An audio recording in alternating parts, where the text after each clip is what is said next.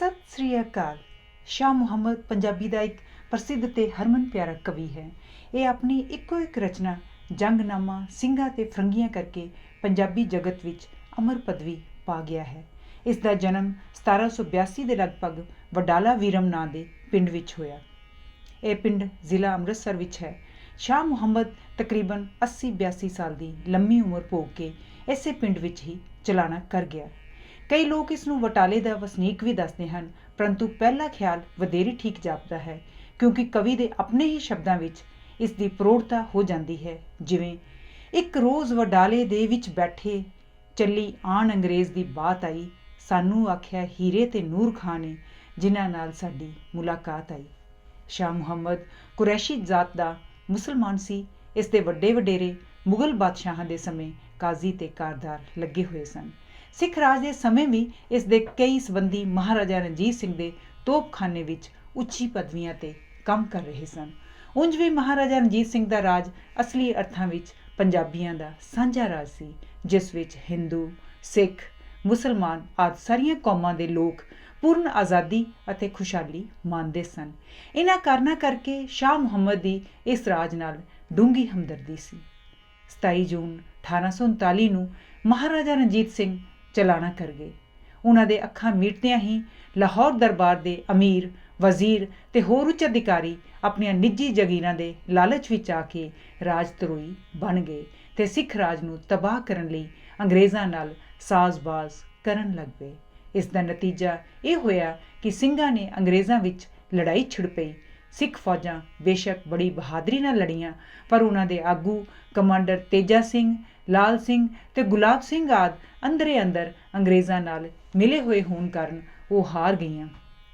ਇਹ ਵੇਖ ਕੇ ਸ਼ਾਹ ਮੁਹੰਮਦ ਦਾ ਕਵੀ ਹਿਰਦਾ ਕੁਰਲਾ ਉੱਠਿਆ ਤੇ ਉਹਨੇ ਮਹਾਰਾਜਾ ਰਣਜੀਤ ਸਿੰਘ ਦੇ ਵਿਛੋੜੇ ਨੂੰ ਬਹੁਤ ਹੀ ਮਹਿਸੂਸ ਕੀਤਾ। ਉਹ ਲਿਖਦਾ ਹੈ, ਜੰਗ ਹਿੰਦ ਪੰਜਾਬ ਦਾ ਹੋਣ ਲੱਗਾ, ਦੋਵੇਂ ਪਾਤਸ਼ਾਹੀ ਫੌਜਾਂ ਭਾਰੀਆਂ ਨੀ, ਅੱਜ ਹੋਵੇ ਤਾਂ ਸਰਕਾਰ ਮੁੱਲ ਪਾਵੇ, ਜਿਹੜੀਆਂ ਖਾਲਸੇ ਨੇ ਤੇਗਾ ਮਾਰੀਆਂ ਨੀ। ਸ਼ਾਹ ਮੁਹੰਮਦਾ ਇੱਕ ਸਰਕਾਰ ਬਾਝੋਂ ਫੌਜਾਂ ਜਿੱਤ ਕੇ ਅੰਤ ਨੂੰ ਹਾਰੀਆਂ ਨੇ। ਕਵੀ ਨੂੰ ਆਪਣੀਆਂ ਪੰਜਾਬੀ ਫੌਜਾਂ ਦੇ ਹਾਰ ਜਾਣ ਦਾ ਬਹੁਤ ਦੁੱਖ ਹੋਇਆ। ਆਪਣੇ ਦਿਲ ਦੇ ਡੂੰਘੇ ਦਰਦ ਅਤੇ ਪੰਜਾਬੀ ਫੌਜਾਂ ਪ੍ਰਤੀ ਆਪਣੀ ਹਮਦਰਦੀ ਨੂੰ ਕਵੀ ਨੇ ਇਸ ਬੰਦ ਵਿੱਚ ਅੰਕਿਤ ਕਰ ਦਿੱਤਾ ਹੈ। ਉਸ ਨੂੰ ਸਿੱਖ ਫੌਜਾਂ ਦੀ ਬਹਾਦਰੀ ਤੇ ਰੱਤੀ ਜਿੰਨਾ ਵੀ ਸ਼ੱਕ ਨਹੀਂ, ਮੁਕਾਬਲੇ ਦੀ ਟੱਕਰ ਸੀ। ਕੇਵਲ ਦੁੱਖ ਸੀ ਤਾਂ ਸਿੱਖ ਫੌਜ ਦੇ ਆਗੂਆਂ ਦੀ ਬੇਈਮਾਨੀ ਦਾ ਸੀ। ਸ਼ਾਹ ਮੁਹੰਮਦ ਕਿਉਂਕਿ ਮਹਾਰਾਜਾ ਰਣਜੀਤ ਸਿੰਘ ਦਾ ਸਮਕਾਲੀ ਸੀ, ਇਸ ਲਈ ਉਹਨੇ ਆਪਣੀ ਲੰਮੀ ਉਮਰ ਵਿੱਚ ਸਿੱਖ ਰਾਜ ਨੂੰ ਕਾਇਮ ਹੁੰਦਿਆਂ, ਚੜ੍ਹਦੀ ਕਲਾ ਵੱਲ ਜਾਂਦਿਆਂ ਤੇ ਫੇਰ ਖੇਰੂ ਹੁੰਦਿਆਂ ਆਪਣੀਆਂ ਅੱਖਾਂ ਨਾਲ ਵੇਖਿਆ ਸੀ। ਉਹਨੇ ਇਸ ਰਾਜ ਦੀ ਖੁਸ਼ਹਾਲੀ ਲਈ ਮੌਜਾਂ ਮਾਣੀਆਂ ਸਨ, ਇਸ ਲਈ ਉਸਨੂੰ ਬਰਬਾਦ ਹੁੰਦਾ ਵੇਖ ਕੇ ਉਹ ਬਰਦਾਸ਼ਤ ਨਹੀਂ ਸੀ ਕਰ ਸਕਦਾ। ਇਸ ਕਾਰਨ ਉਹਨੇ ਸਾਰਾ ਹਾਲ ਨਿਰਪੱਖਤਾ ਨਾਲ ਬਿਆਨ ਕੀਤਾ ਹੈ। ਉਸ ਦੀਆਂ ਖਰੀਆਂ ਗੱਲਾਂ ਕਹਿਣ ਦੀ ਦਲੇਰੀ ਹੈ। ਜੇ ਸਿੱਖ ਫੌਜ ਵਿੱਚ ਉਸ ਨੂੰ ਕੁਝ ਘਾਟੇ ਨਜ਼ਰ ਆਉਂਦੇ ਹਨ ਤਾਂ ਉਹ ਸਾਫ਼-ਸਾਫ਼ ਪ੍ਰਗਟ ਕਰ ਦਿੰਦਾ ਹੈ, ਤੇ ਜੇਕਰ ਫਰੰਗੀਆਂ ਤੇ ਹੋਰ ਸਿੱਖ ਰਾਜ ਅਧਿਕਾਰੀਆਂ ਦੀਆਂ ਭੈੜੀਆਂ ਚਾਲਾਂ ਦਾ ਉਸਨੂੰ ਪਤਾ ਲੱਗਦਾ ਹੈ ਤਾਂ ਉਹਨਾਂ ਨੂੰ ਵੀ ਖੁੱਲ੍ਹੇ ਸ਼ਬਦਾਂ ਵਿੱਚ ਭੰਡ ਦਿੰਦਾ ਹੈ। ਇੱਥੋਂ ਤੱਕ ਕਿ ਉਹ ਰਾਜਮਾਤਾ ਰਾਣੀ ਜਿੰਦ ਕੌਰ ਦਾ ਵੀ ਲਿਹਾਜ਼ ਨਹੀਂ ਕਰਦਾ। ਕਹਿੰਦੇ ਹਨ ਕਿ ਰਾਣੀ ਜਿੰਦ ਕੌਰ ਨੇ ਆਪਣੇ ਭਰਾ ਜਵਾਹਰ ਸਿੰਘ ਦੇ ਸਿੱਖ ਫੌਜ ਦੇ ਹੱਥੋਂ ਬੜੀ ਬੇਤਰਸੀ ਨਾਲ ਮਾਰੇ ਜਾਣ ਕਰਕੇ ਬਦਲੇ ਵਜੋਂ ਸਿੰਘਾਂ ਨੂੰ ਅਤੇ ਅੰਗਰੇਜ਼ਾਂ ਨੂੰ ਆਪਸ ਵਿੱਚ ਲੜਾਇਆ। ਇਸ ਰਾਏ ਨਾਲ ਸਹਿਮਤ ਹੋ ਕੇ ਕਵੀ ਲਿਖਦਾ ਹੈ, ਚਿੱਠੀ ਲਿਖੀ ਫਰੰਗੀ ਨੂੰ ਕੁੰਜ ਗੋਸ਼ੇ ਪਹਿਲੋਂ ਆਪਣੀ ਸੁੱਖ ਆਨੰਦ ਵਾਰੀ, ਤੇਰੀ ਤਰਫ ਮੈਂ ਫੌਜ ਨੂੰ ਭੇਜਣੀ ਹੈ, ਖੱਟੇ ਕਰੀ ਤੂੰ ਇਹਨਾਂ ਦੇ ਦੰਦ ਵਾਰੀ, ਜਿਹੜਾ ਜ਼ੋਰ ਤੂੰ ਆਪਣਾ ਸਭ ਲਾਵੀਂ, ਪਿੱਛੋਂ ਖਰਚ ਮੈਂ ਕਰਾਂਗੀ ਬੰਦ ਵਾਰੀ, ਸ਼ਾਹ ਮੁਹੰਮਦਾ ਆਉਣਾ ਨਾ ਫੇਰ ਮੁੜ ਕੇ, ਮੈਨੂੰ ਇਤਨੀ ਬਾਤ ਪਸੰਦ ਵਾਰੀ।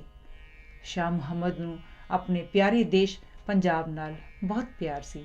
ਉਸ ਨੂੰ ਹਿੰਦੂ ਮੁਸਲਮਾਨਾਂ ਦਾ ਮਿਲ ਕੇ ਰਹਿਣਾ ਬਹੁਤ ਚੰਗਾ ਲੱਗਦਾ ਸੀ, ਪਰ ਜਦੋਂ ਅੰਗਰੇਜ਼ਾਂ ਦੇ ਆਉਣ ਨਾਲ ਉਹਨਾਂ ਦੀ ਸਾਰੀ ਖੁਸ਼ੀ ਤੇ ਸੁੱਖ ਚੈਨ ਇੱਕ ਸੁਪਨਾ ਹੋ ਜਾਂਦੇ ਹਨ ਤਾਂ ਕਵੀ ਨੂੰ ਬੜਾ ਦੁੱਖ ਹੁੰਦਾ ਹੈ।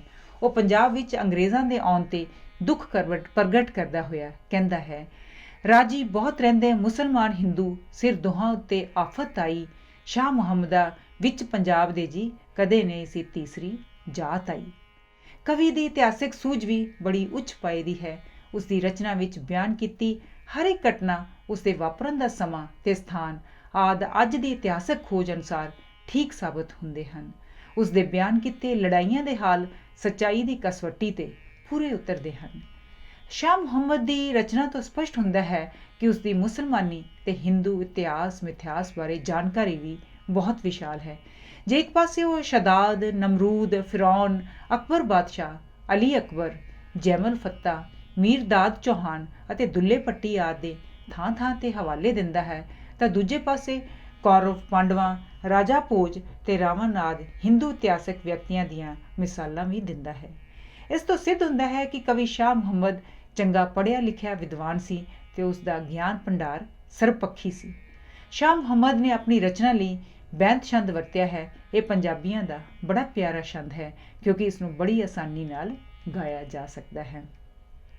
ਸ਼ਾਹ ਮੁਹੰਮਦ ਨੇ ਆਪਣੇ ਵਿਸ਼ੇ ਨੂੰ ਬੜੇ ਸੰਜਮ ਭਰਪੂਰ ਢੰਗ ਨਾਲ ਨਿਭਾਇਆ ਹੈ। 6-7 ਸਾਲ ਦੇ ਇੰਨੀਆਂ ਘਟਨਾਵਾਂ ਭਰੇ ਇਤਿਹਾਸ ਨੂੰ ਕੇਵਲ 105 ਬੰਦਾਂ ਵਿੱਚ ਕਹਿ ਦੇਣਾ ਸ਼ਾਹ ਮੁਹੰਮਦ ਦੀ ਤੀਖਣ ਸੂਝ ਦਾ ਹੀ ਚਮਤਕਾਰ ਹੈ। ਫਿਰ ਖੂਬੀ ਇਹ ਹੈ ਕਿ ਕੋਈ ਵੀ ਜ਼ਰੂਰੀ ਘਟਨਾ ਉਸਨੇ ਨਹੀਂ ਛੱਡੀ। ਜੇ ਅਸੀਂ ਇਹ ਕਹੀਏ ਕਿ ਸ਼ਾਹ ਮੁਹੰਮਦ ਨੇ ਆਪਣੀ ਰਚਨਾ ਰੂਪੀ ਕੁੱਜੇ ਵਿੱਚ ਸਮੁੰਦਰ ਬੰਦ ਕਰ ਦਿੱਤਾ ਹੈ ਤਾਂ ਕੋਈ ਅਯੋਗ ਗੱਲ ਨਹੀਂ ਹੋਵੇਗੀ। ਅੱਜ ਤੁਸੀਂ ਮੇਰੇ ਨਾਲ ਸ਼ਾਹ ਮੁਹੰਮਦ ਦੀ ਸ਼ਾਹਕਾਰ ਰਚਨਾ ਜੰਗਨਾਮਾ ਸਿੰਘਾਂ ਤੇ ਫਰੰਗੀਆਂ ਦੀ ਵਾਰਤਾ ਦਾ ਦਿਲਚਸਪ ਤੇ ਖੂਬਸੂਰਤ ਹਾਲ ਪੜ੍ਹੋਗੇ ਤੇ ਸੁਣੋਗੇ। ਸ਼ੁਭ ਇਛਾਵਾਂ। ਧੰਨਵਾਦ। ਹਰਜੀਤ ਬੰਬਰਾ। ਜੰਗਨਾਮਾ ਸਿੰਘਾਂ ਤੇ ਫਰੰਗੀਆਂ ਦੀ ਵਾਰਤਾ। ਮਹਾਰਾਜਾ ਰਣਜੀਤ ਸਿੰਘ ਨੇ ਕੋਈ 50 ਕੁ ਸਾਲ ਦੇ ਕਰੀਬ ਪੰਜਾਬ ਉੱਤੇ ਰਾਜ ਕੀਤਾ। ਉਹ ਆਪ ਬੜਾ ਬਹਾਦਰ ਤੇ ਅਜਿੱਤ ਜਰਨੈਲ ਸੀ। ਵਿੱਚੋਂ ਵਿੱਚ ਅੰਗਰੇਜ਼ ਵੀ ਉਸਦੀ ਸ਼ਕਤੀ ਤੋਂ ਡਰਦੇ ਸਨ। ਇਸੇ ਲਈ ਉਹਨਾਂ ਨੇ ਮਹਾਰਾਜੇ ਨਾਲ ਦੋਸਤੀ ਗੰਢ ਲਈ ਸੀ ਤੇ ਅੰਮ੍ਰਿਤਸਰ ਵਿੱਚ 1809 ਦੀ ਸੰਧੀ ਕਰਕੇ ਮਹਾਰਾਜੇ ਨੂੰ ਸਤਲੁਜ ਦਰਿਆ ਤੋਂ ਪਾਰ ਵਧਣ ਤੋਂ ਰੋਕ ਦਿੱਤਾ ਸੀ। ਮਹਾਰਾਜਾ ਨੇ ਆਪਣੀ ਜਿਉਂਦੀ ਜੀ ਇਸ ਵਚਨ ਤੇ ਮਿੱਤਰਤਾ ਨੂੰ ਪੂਰੀ ਤਰ੍ਹਾਂ ਨਿਭਾਇਆ, ਪਰ ਅੰਗਰੇਜ਼ ਮਿੱਤਰ ਧਰੋਈ ਨਿਕਲੇ। ਉਹ ਮਹਾਰਾਜਾ ਦੇ ਅੱਖਾਂ ਮੀਟਦਿਆਂ ਹੀ ਪੰਜਾਬ ਨੂੰ ਹੜੱਪ ਕਰਨ ਦੇ ਖੁੱਲ੍ਹੇ ਮਨਸੂਬੇ ਘੜਨ ਲੱਗ ਪਏ। ਸ਼ੇਰੇ ਪੰਜਾਬ ਦੇ ਚਲਾਣੇ ਮਗਰੋਂ ਲਾਹੌਰ ਦਰਬਾਰ ਵਿੱਚ ਖਾਨਾ ਜੰਗੀ ਸ਼ੁਰੂ ਹੋ ਗਈ। ਰਾਜ ਦੀ ਸਭ ਤੋਂ ਵੱਡੀ ਬਦਕਿਸਮਤੀ ਇਹ ਸੀ ਕਿ ਮਹਾਰਾਜੇ ਦੇ ਗੱਦੀ ਨਸ਼ੀਨ ਬਹੁਤ ਕਮਜ਼ੋਰ ਤੇ ਰਾਜਨੀਤੀ ਦੇ ਪੱਖ ਤੋਂ ਮੂਲੋਂ ਹੀ ਅਣਜਾਣ ਸਾਬਤ ਹੋਏ। ਨਤੀਜਾ ਇਹ ਹੋਇਆ ਕਿ 3-4 ਸਾਲਾਂ ਵਿੱਚ ਹੀ ਇੱਕ ਦੇ ਬਾਅਦ ਦੂਜਾ ਡੋਗਰਿਆਂ ਤੇ ਹੋਰ ਸਰਦਾਰਾਂ ਦੀਆਂ ਕੁਟਲ ਚਾਲਾਂ ਦਾ ਸ਼ਿਕਾਰ ਹੋ ਗਿਆ।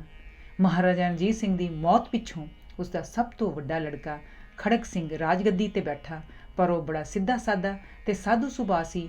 ਉਸ ਵਿੱਚ ਇੱਕ ਸਿਆਣੇ ਰਾਜ ਅਧਿਕਾਰੀ ਵਾਲਾ ਕੋਈ ਗੁਣ ਨਹੀਂ ਸੀ ਜਿਸ ਦੀ ਸਹਾਇਤਾ ਨਾਲ ਉਹ ਆਪਣੇ ਪਿਤਾ ਦੇ ਐਡੇ ਵਿਸ਼ਾਲ ਰਾਜ ਦੀ ਵਾਗਡੋਰ ਸੰਭਾਲ ਸਕਦਾ। ਇਸ ਤੋਂ ਉਪਰੰਤ ਉਸ ਦੀ ਚੇਤ ਸਿੰਘ ਨਾਂ ਦੇ ਇੱਕ ਨੌਜਵਾਨ ਨਾਲ ਗੂੜੀ ਮਿੱਤਰਤਾ ਸੀ। ਉਹ ਕੋਈ ਵੀ ਕੰਮ ਉਸ ਦੀ ਮਰਜ਼ੀ ਤੋਂ ਬਿਨਾਂ ਨਹੀਂ ਸੀ ਕਰਦਾ। ਹੌਲੀ-ਹੌਲੀ ਚੇਤ ਸਿੰਘ ਨਿਚੱਕ ਹੋ ਗਿਆ ਤੇ ਖੁੱਲ੍ਹੇ ਤੌਰ ਤੇ ਸਰਕਾਰੀ ਕੰਮਾਂ ਵਿੱਚ ਵੀ ਦਖਲ ਦੇਣ ਲੱਗ ਪਿਆ। ਇੱਥੋਂ ਤੱਕ ਕਿ ਉਸਨੇ ਮਹਾਰਾਜੇ ਖੜਕ ਸਿੰਘ ਨਾਲ ਕਿਲ੍ਹਾ ਮਹਿਲਾਤ ਵਿੱਚ ਹੀ ਰਹਿਣਾ ਸ਼ੁਰੂ ਕਰ ਦਿੱਤਾ। ਡੋਗਰੇ ਤੇ ਹੋਰ ਰਾਜ ਕਰਮਚਾਰੀਆਂ ਨੂੰ ਇਹ ਗੱਲ ਬੜੀ ਬੁਰੀ ਲੱਗੀ। ਇਸ ਲਈ ਉਹਨਾਂ ਨੇ ਕੰਵਰ ਨੌ ਨਿਹਾਲ ਸਿੰਘ ਤੇ ਖੜਕ ਸਿੰਘ ਅਤੇ ਚੇਤ ਸਿੰਘ ਵਿਰੁੱਧ ਖੂਬ ਕੰਨ ਭਰੇ। ਉਹਨਾਂ ਨੇ ਕੰਵਰ ਨੌ ਨਿਹਾਲ ਸਿੰਘ ਨੂੰ ਨਾਲ ਮਿਲਾ ਕੇ ਚੇਤ ਸਿੰਘ ਨੂੰ ਖਤਮ ਕਰਨ ਦੀ ਸਾਜ਼ਿਸ਼ ਕੀਤੀ ਤੇ ਇੱਕ ਦਿਨ ਸਵੇਰੇ ਉਸ ਨੂੰ ਖੜਕ ਸਿੰਘ ਨਾਲ ਸੁੱਤੇ ਪਏ ਨੂੰ ਉਠਾ ਕੇ ਤਲਵਾਰ ਦੇ ਇੱਕੋ ਹੀ ਵਾਰ ਨਾਲ ਖਤਮ ਕਰ ਦਿੱਤਾ। ਖੜਕ ਸਿੰਘ ਨੇ ਉਸ ਨੂੰ ਬਚਾਉਣ ਦੀ ਬੜੀ ਕੋਸ਼ਿਸ਼ ਕੀਤੀ, ਪਰ ਕੁਝ ਨਾ ਬਣ ਸਕਿਆ। ਕੰਵਰ ਨੌ ਨਿਹਾਲ ਤੇ ਹੋਰ ਅਮੀਰ ਵਜ਼ੀਰਾਂ ਨੂੰ ਜੋ ਉਸ ਮੌਕੇ ਤੇ ਮੌਜੂਦ ਸਨ, ਖੜਕ ਸਿੰਘ ਨੇ ਬਹੁਤ ਬੁਰਾ ਭਲਾ ਕਿਹਾ। ਇਸ ਘਟਨਾ ਦੇ ਪਿੱਛੋਂ 3-4 ਸਾਲਾਂ ਵਿੱਚ ਹੀ ਲਗਭਗ ਸਾਰੇ ਹੀ ਰਾਜ ਅਧਿਕਾਰੀ ਵਾਰੋ ਵਾਰੀ ਕਤਲ ਹੁੰਦੇ ਗਏ ਜਾਂ ਉਂਝ ਮਰ ਗਏ। ਚੇਤ ਸਿੰਘ ਵਾਲੀ ਦੁਰਘਟਨਾ ਦਾ ਮਹਾਰਾਜਾ ਰਣਜੀਤ ਖੜਕ ਸਿੰਘ ਨੂੰ ਬਹੁਤ ਸਦਮਾ ਪਹੁੰਚਿਆ। ਉਹ ਬਿਮਾਰ ਹੋ ਗਿਆ ਤੇ ਜਦੋਂ ਉਸਨੂੰ ਕਿਲ੍ਹਾ ਮਹਿਲਾਤ ਛੱਡ ਕੇ ਸ਼ਹਿਰ ਵਾਲੀ ਹਵੇਲੀ ਵਿੱਚ ਰਹਿਣ ਲਈ ਕਿਹਾ ਗਿਆ ਤਾਂ ਉਸਦੀ ਅਣਖ ਨੂੰ ਹੋਰ ਵੀ ਬੜੀ ਠੇਸ ਪਹੁੰਚੀ। ਇਹ ਖਟਾਪਟੀ ਇਤਨੀ ਵੱਧ ਗਈ ਕਿ ਆਪਣੇ ਪਿਤਾ ਖੜਕ ਸਿੰਘ ਨੂੰ ਲਾਂਭੇ ਕਰਕੇ ਕੰਵਰ ਨੌ ਨਿਹਾਲ ਨੇ ਰਾਜ ਦੀ ਵਾਗਡੋਰ ਆਪਣੇ ਹੱਥ ਵਿੱਚ ਲੈ ਲਈ। ਬੇਸ਼ੱਕ ਸਰਕਾਰੀ ਹੁਕਮਨਾਮੇ ਮਹਾਰਾਜਾ ਖੜਕ ਸਿੰਘ ਦੇ ਨਾਂ ਤੇ ਹੀ ਜਾਰੀ ਕੀਤੇ ਜਾਂਦੇ ਸਨ, ਪਰ ਅਸਲੀ ਤੌਰ ਤੇ ਹਕੂਮਤ ਹੁਣ ਕੰਵਰ ਦੇ ਹੱਥ ਸੀ। ਇਹ ਬਹੁਤ ਸੋਹਣਾ ਉੱਚੇ ਕੱਦ ਕਾਠ ਵਾਲਾ ਤੇ ਹਸਮੁਖ ਜਵਾਨ ਸੀ। ਆਪਣੇ ਬਾਬੇ ਸ਼ੇਰੇ ਪੰਜਾਬ ਵਾਂਗ ਹੀ ਸਿਆਣਾ ਤੇ ਚਤਰ ਨੀਤੀਵਾਨ ਸੀ। ਸਾਰੀ ਫੌਜ ਵਿੱਚ ਇਸ ਦਾ ਬੜਾ ਸਤਿਕਾਰ ਸੀ। ਮਹਾਰਾਜਾ ਰਣਜੀਤ ਸਿੰਘ ਵੀ ਇਸ ਨੂੰ ਬਹੁਤ ਪਿਆਰ ਕਰਿਆ ਕਰਦੇ ਸਨ। ਉਹਨਾਂ ਦੀਆਂ ਸਾਰੀਆਂ ਆਸਾਂ ਕੰਵਰ ਸਿੰਘ ਉੱਤੇ ਹੀ ਸਨ। ਇਸ ਨੇ ਇੱਕ ਵਾਰੀ ਬੜੀ ਸੁਚੱਜਤਾ ਤੇ ਦੂਰਦ੍ਰਿਸ਼ਟੀ ਨਾਲ ਰਾਜ ਦਾ ਸਾਰਾ ਕੰਮ ਚਲਾਇਆ। ਲੋੜ ਪੈਣ ਤੇ ਉਹ ਆਪਣੇ ਤਜਰਬੇਕਾਰ ਤੇ ਨੀਤੀ ਨਿਪੁੰਨ ਵਜ਼ੀਰਾਂ ਰਾਜਾ ਧਿਆਨ ਸਿੰਘ ਜਾਂ ਫਕੀਰ ਅਜ਼ੀਜ਼ੁਦੀਨ ਆਦਿ ਦੀ ਸਲਾਹ ਵੀ ਲੈ ਲੈਂਦਾ ਸੀ। ਇਸੇ ਕਰਕੇ ਸਾਰੇ ਦਰਬਾਰੀ ਉਸ ਤੋਂ ਭੈ ਖਾਂਦੇ ਸਨ। ਕੰਵਰ ਦੇ ਹੁੰਦਿਆਂ ਉਹਨਾਂ ਦੀ ਕੋਈ ਵੀ ਮਾੜੀ ਚਾਲ ਨਹੀਂ ਸੀ ਚੱਲ ਸਕਦੀ। ਸਾਰਾ ਕੰਮ ਕੰਵਰ ਦੀ ਨਿਗਰਾਨੀ ਹੇਠ ਚੱਲ ਰਿਹਾ ਸੀ, ਪਰ ਪਰਮਾਤਮਾ ਨੂੰ ਕੁਝ ਹੋਰ ਹੀ ਮਨਜ਼ੂਰ ਸੀ। ਕੁਝ ਕੁ ਮਹੀਨੇ ਬਿਮਾਰ ਰਹਿ ਕੇ ਨਵੰਬਰ 1843 ਨੂੰ ਮਹਾਰਾਜਾ ਖੜਕ ਸਿੰਘ ਚਲਾਣਾ ਕਰ ਗਿਆ। ਉਸ ਦਾ ਸੰਸਕਾਰ ਕਰਕੇ ਸਾਰੇ ਦਰਬਾਰੀ ਇਸ਼ਨਾਨ ਕਰਨ ਲਈ ਦਰਿਆ ਵੱਲ ਜਾ ਰਹੇ ਸਨ। ਕੰਵਰ ਨੌਨਿਹਾਲ ਸਿੰਘ ਤੇ ਮੀਆਂ ਉਦਮ ਸਿੰਘ, ਗੁਲਾਬ ਸਿੰਘ ਡੋਗਰੇ ਦਾ ਪੁੱਤਰ, ਸਭ ਤੋਂ ਅੱਗੇ ਅੱਗੇ ਸਨ। ਜਿਉਂ ਹੀ ਉਹ ਰੋਸ਼ਨਾਈ ਦਰਵਾਜ਼ੇ ਦੀ ਡਿਓਢੀ ਹੇਠ ਪਹੁੰਚੇ ਤਾਂ ਅਚਾਨਕ ਉਸਦੀ ਛੱਤ ਉਹਨਾਂ ਤੇ ਡਿੱਗ ਪਈ। ਮੀਆਂ ਉਦਮ ਸਿੰਘ ਤਾਂ ਉਸੇ ਵਕਤ ਮਰ ਗਿਆ, ਪਰ ਕੰਵਰ ਅਜੇ ਸਹਿਕ ਰਿਹਾ ਸੀ। ਉਸਨੂੰ ਚੱਟ ਹਜ਼ੂਰੀ ਬਾਗ ਦੀ ਬਾਰਾਂਦਰੀ ਦੇ ਅੰਦਰ ਲੈ ਜਾਇਆ ਗਿਆ। ਸ਼ਾਹੀ ਹਕੀਮ ਤੇ ਡਾਕਟਰ ਆਦਿ ਬੁਲਾਏ ਗਏ, ਪਰ ਕੰਵਰ ਨੂੰ ਬਹੁਤ ਜ਼ਿਆਦਾ ਸੱਟਾਂ ਲੱਗ ਚੁੱਕੀਆਂ ਸਨ, ਇਸ ਲਈ ਉਸਦੇ ਬਚਣ ਦੀ ਕੋਈ ਆਸ ਨਹੀਂ ਸੀ। ਫਿਰ ਕੰਵਰ ਨੂੰ ਉੱਥੋਂ ਚੁੱਕ ਕੇ ਮਹਿਲਾਂ ਵਿੱਚ ਲੈ ਗਏ ਤੇ ਉਸਦੇ ਸਾਰੇ ਪਾਸੇ ਕਰੜਾ ਪਹਿਰਾ ਲਾ ਦਿੱਤਾ ਗਿਆ। ਧਿਆਨ ਸਿੰਘ ਤੋਂ ਬਿਨਾਂ ਹੋਰ ਕਿਸੇ ਨੂੰ ਵੀ ਅੰਦਰ ਜਾਣ ਦੀ ਆਗਿਆ ਨਹੀਂ ਸੀ। ਇੱਥੋਂ ਤੱਕ ਕਿ ਕੰਵਰ ਦੀ ਪਤਨੀ ਤੇ ਉਸਦੀ ਮਾਤਾ ਚੰਦ ਕੌਰ ਨੂੰ ਵੀ ਅੰਦਰ ਨਹੀਂ ਸੀ ਜਾਣ ਦਿੱਤਾ ਜਾਂਦਾ। 2 ਦਿਨ ਤੱਕ ਕੰਵਰ ਦੀ ਮੌਤ ਦੀ ਖਬਰ ਨੂੰ ਗੁਪਤ ਰੱਖਿਆ ਗਿਆ। ਅੰਤ ਤੀਜੇ ਦਿਨ 4 ਨਵੰਬਰ 1840 ਈਸਵੀ ਨੂੰ ਇਹ ਦਰਦਨਾਕ ਖਬਰ ਪ੍ਰਗਟ ਕੀਤੀ ਗਈ ਤੇ ਉਸੇ ਦਿਨ ਬੜੇ ਆਦਰ ਸਤਿਕਾਰ ਨਾਲ ਕੰਵਰ ਦਾ ਅੰਤਮ ਸੰਸਕਾਰ ਕਰ ਦਿੱਤਾ ਗਿਆ। ਹੁਣ ਲਾਹੌਰ ਦਰਬਾਰ ਦਾ ਸਿੰਘਾਸਨ ਖਾਲੀ ਪਿਆ ਸੀ। ਰਾਜਾ ਧਿਆਨ ਸਿੰਘ ਤੇ ਫਕੀਰ ਅਜ਼ੀਜ਼ੁਦੀਨ ਦੇ ਵਿਚਾਰ ਅਨੁਸਾਰ ਸ਼ੇਰੇ ਪੰਜਾਬ ਦੇ ਦੂਜੇ ਲੜਕੇ ਸ਼ੇਰ ਸਿੰਘ ਨੂੰ ਰਾਜਗੱਦੀ ਉੱਤੇ ਬਿਠਾਇਆ ਗਿਆ। ਇਸ ਵੇਲੇ ਰਾਣੀ ਚੰਦ ਕੌਰ ਨੇ ਇਹ ਖਬਰ ਦੱਸ ਕੇ ਸਭ ਨੂੰ ਹੈਰਾਨ ਕਰ ਦਿੱਤਾ ਕਿ ਕੰਵਰ ਨੌਨਿਹਾਲ ਸਿੰਘ ਦੀ ਪਤਨੀ ਦੇ ਘਰ ਬੱਚਾ ਹੋਣ ਵਾਲਾ ਹੈ। ਇਹ ਸੁਣ ਕੇ ਦਰਬਾਰ ਵਿੱਚ 2 ਪਾਰਟੀਆਂ ਬਣ ਗਈਆਂ। ਸੰਧਾਵਾਲੀਏ ਸਰਦਾਰ ਇਸ ਗੱਲ ਦੇ ਹੱਕ ਵਿੱਚ ਸਨ ਕਿ ਕੰਵਰ ਸ਼ੇਰ ਸਿੰਘ ਨੂੰ ਕੰਵਰਾਣੀ ਦੇ ਘਰ ਬੱਚਾ ਹੋਣ ਤੱਕ ਉਡੀਕ ਕਰ ਲੈਣੀ ਚਾਹੀਦੀ ਹੈ ਤੇ ਉਤਨਾ ਚਿਰ ਆਪਣੀ ਜਗੀਰ ਉੱਤੇ ਚਲੇ ਜਾਣਾ ਚਾਹੀਦਾ ਹੈ। ਰਾਜਾ ਧਿਆਨ ਸਿੰਘ ਭਾਵੇਂ ਸ਼ੇਰ ਸਿੰਘ ਦਾ ਹਮਾਇਤੀ ਸੀ, ਪਰ ਰਾਣੀ ਚੰਦ ਕੌਰ ਦੀ ਗੱਲ ਨੇ ਉਸ ਦਾ ਪਾਸਾ ਕਮਜ਼ੋਰ ਕਰ ਦਿੱਤਾ। ਇਸ ਲਈ ਉਹਨੂੰ ਸੰਧਾਵਾਲੀਏ ਦੇ ਫੈਸਲੇ ਸਾਹਮਣੇ ਝੁਕਣਾ ਪਿਆ। ਕੰਵਰ ਸ਼ੇਰ ਸਿੰਘ ਨੂੰ ਵਾਪਸ ਭੇਜ ਕੇ ਰਾਣੀ ਚੰਦ ਕੌਰ ਨੂੰ ਰੀਜੈਂਟ ਕਾਉਂਸਲ ਦੀ ਪ੍ਰਧਾਨ ਬਣਾ ਦਿੱਤਾ ਗਿਆ ਤੇ ਅਤਰ ਸਿੰਘ ਸੰਧਾਵਾਲੀਆ, ਜਮਾਦਾਰ ਖੁਸ਼ਹਾਲ ਸਿੰਘ, ਲਹਿਣਾ ਸਿੰਘ ਮਜੀਠੀਆ ਤੇ ਰਾਜਾ ਧਿਆਨ ਸਿੰਘ ਆਦਿ ਰਾਣੀ ਦੇ ਸਲਾਹਕਾਰ ਥਾਪੇ ਗਏ। ਪਰ ਧਿਆਨ ਸਿੰਘ ਨੂੰ ਦਿਲੋਂ ਇਹ ਪ੍ਰਬੰਧ ਪਸੰਦ ਨਹੀਂ ਸੀ। ਉਸਨੇ ਖਾਲਸਾ ਫੌਜ ਨੂੰ ਲਾਲਚ ਆਦਿ ਦੇ ਕੇ ਸ਼ੇਰ ਸਿੰਘ ਦੇ ਹੱਕ ਵਿੱਚ ਕਰ ਦਿੱਤਾ ਤੇ ਆਪ ਤਕਰੀਬਨ ਮਹੀਨੇ ਕੁ ਦੀ ਛੁੱਟੀ ਲੈ ਕੇ ਜੰਮੂ ਚਲਾ ਗਿਆ। ਰਸਤੇ ਵਿੱਚ ਉਸਨੇ ਇੱਕ ਚਿੱਠੀ ਸ਼ੇਰ ਸਿੰਘ ਵੱਲ ਵੀ ਭੇਜ ਦਿੱਤੀ, ਜਿਸ ਵਿੱਚ ਸ਼ੇਰ ਸਿੰਘ ਨੂੰ ਲਾਹੌਰ ਆ ਕੇ ਰਾਜ ਭਾਗ ਸੰਭਾਲਣ ਲਈ ਕਿਹਾ। ਧਿਆਨ ਸਿੰਘ ਦਾ ਸੁਨੇਹਾ ਮਿਲਦਿਆਂ ਹੀ ਸ਼ੇਰ ਸਿੰਘ ਆਪਣੀ ਫੌਜ ਲੈ ਕੇ ਲਾਹੌਰ ਵੱਲ ਉੱਠ ਤੁਰਿਆ ਤੇ ਸ਼ਹਿਰੋਂ ਬਾਹਰ ਪੁਰਾਣੇ ਪੱਠੇ ਕੋਲ ਡੇਰਾ ਲਾ ਲਿਆ। ਧਿਆਨ ਸਿੰਘ ਦੀ ਸਾਜ਼ਿਸ਼ ਅਨੁਸਾਰ ਸਾਰਾ ਖਾਲਸਾ ਫੌਜ ਉਸ ਨਾਲ ਆ ਰਲੀ ਤੇ ਉਹ ਚੱਟ ਸ਼ਹਿਰ ਵਿੱਚ ਦਾਖਲ ਹੋ ਗਿਆ। ਕਿਲੇ ਵਿੱਚੋਂ ਗੁਲਾਬ ਸਿੰਘ ਨੇ 3 ਕੁ ਦਿਨ ਉਸ ਦਾ ਡਟ ਕੇ ਮੁਕਾਬਲਾ ਕੀਤਾ। ਅੰਤ ਧਿਆਨ ਸਿੰਘ ਦੇ ਸਮੇਂ ਸਿਰ ਉੱਥੇ ਪਹੁੰਚ ਪੈਣ ਤੇ ਸੁਲਹ ਸਫਾਈ ਹੋ ਗਈ। ਕੰਵਰ ਸ਼ੇਰ ਸਿੰਘ ਨੂੰ ਮਹਾਰਾਜਾ ਮੰਨ ਲਿਆ ਗਿਆ ਤੇ ਰਾਜਾ ਧਿਆਨ ਸਿੰਘ ਉਸ ਦਾ ਵਜ਼ੀਰ ਥਾਪਿਆ ਗਿਆ। ਉਧਰ ਕੰਵਰਾਣੀ ਦੇ ਹੋਣ ਵਾਲੇ ਬੱਚੇ ਤੇ ਰਾਣੀ ਚੰਦ ਕੌਰ ਨੂੰ ਮਰਵਾਉਣ ਵਾਲਾ ਭੇਦ ਛੁਪਿਆ ਨਾ ਰਹਿ ਸਕਿਆ। ਅਤਰ ਸਿੰਘ ਤੇ ਅਜੀਤ ਸਿੰਘ ਸੰਧਾਵਾਲੀਏ ਸ਼ੇਰ ਸਿੰਘ ਪਾਸੋਂ ਇਸ ਪਾਪ ਦਾ ਬਦਲਾ ਲੈਣ ਲਈ ਅੰਦਰੋਂ ਅੰਦਰ ਤਿਆਰੀ ਕਰਦੇ ਰਹੇ ਤੇ 15 ਸਤੰਬਰ 1843 ਨੂੰ ਅੱਸੂ ਦੀ ਸੰਗਰਾਂਦ ਵਾਲੇ ਦਿਨ ਮੌਕਾ ਤੜ ਕੇ ਅਜੀਤ ਸਿੰਘ ਨੇ ਸ਼ਾਹ ਬਿਲਾਵਲ ਦੇ ਸਥਾਨ ਤੇ ਸ਼ੇਰ ਸਿੰਘ ਅਤੇ ਉਸਦੇ ਪੁੱਤਰ ਨੂੰ ਕਤਲ ਕਰ ਦਿੱਤਾ। ਦੋਹਾਂ ਪਿਓ ਪੁੱਤਰਾਂ ਦੇ ਸਿਰ ਨੇਜਿਆਂ ਤੇ ਅੜੁੰਗ ਕੇ ਸੰਧਾਵਾਲੀਏ ਸਰਦਾਰ ਕਿਲੇ ਵੱਲ ਚੱਲ ਪਏ ਤੇ ਉੱਥੇ ਪਹੁੰਚ ਕੇ ਉਹਨਾਂ ਨੇ ਧਿਆਨ ਸਿੰਘ ਦਾ ਵੀ ਖਾਤਮਾ ਕਰ ਦਿੱਤਾ। ਇੱਧਰੋਂ ਵਿਹਲੇ ਹੋ ਕੇ ਉਹਨਾਂ ਨੇ ਮਹਾਰਾਜਾ ਰਣਜੀਤ ਸਿੰਘ ਦੇ ਸਭ ਤੋਂ ਛੋਟੇ ਲੜਕੇ ਕੰਵਰ ਦਲੀਪ ਸਿੰਘ ਨੂੰ ਸੱਦਿਆ ਤੇ ਰਾਜੇ ਧਿਆਨ ਸਿੰਘ ਦੇ ਖੂਨ ਨਾਲ ਉਸ ਨੂੰ ਰਾਜ ਤਿਲਕ ਲਾ ਦਿੱਤਾ। ਇਹ ਸਾਰਾ ਕੁਝ ਇਤਨੀ ਕਾਹਲੀ ਵਿੱਚ ਹੋਇਆ ਕਿ ਇਸ ਦੇ ਸਿੱਟੇ ਬਾਰੇ ਸੋਚਣ ਦਾ ਕਿਸੇ ਨੂੰ ਖਿਆਲ ਤੱਕ ਨਾ ਆਇਆ। ਥੋੜੇ ਹੀ ਚਿਰ ਵਿੱਚ ਰਾਜਾ ਹੀਰਾ ਸਿੰਘ ਨੂੰ ਆਪਣੇ ਪਿਤਾ ਧਿਆਨ ਸਿੰਘ ਦੇ ਕਤਲ ਦੀ ਖਬਰ ਪੁੱਜ ਗਈ।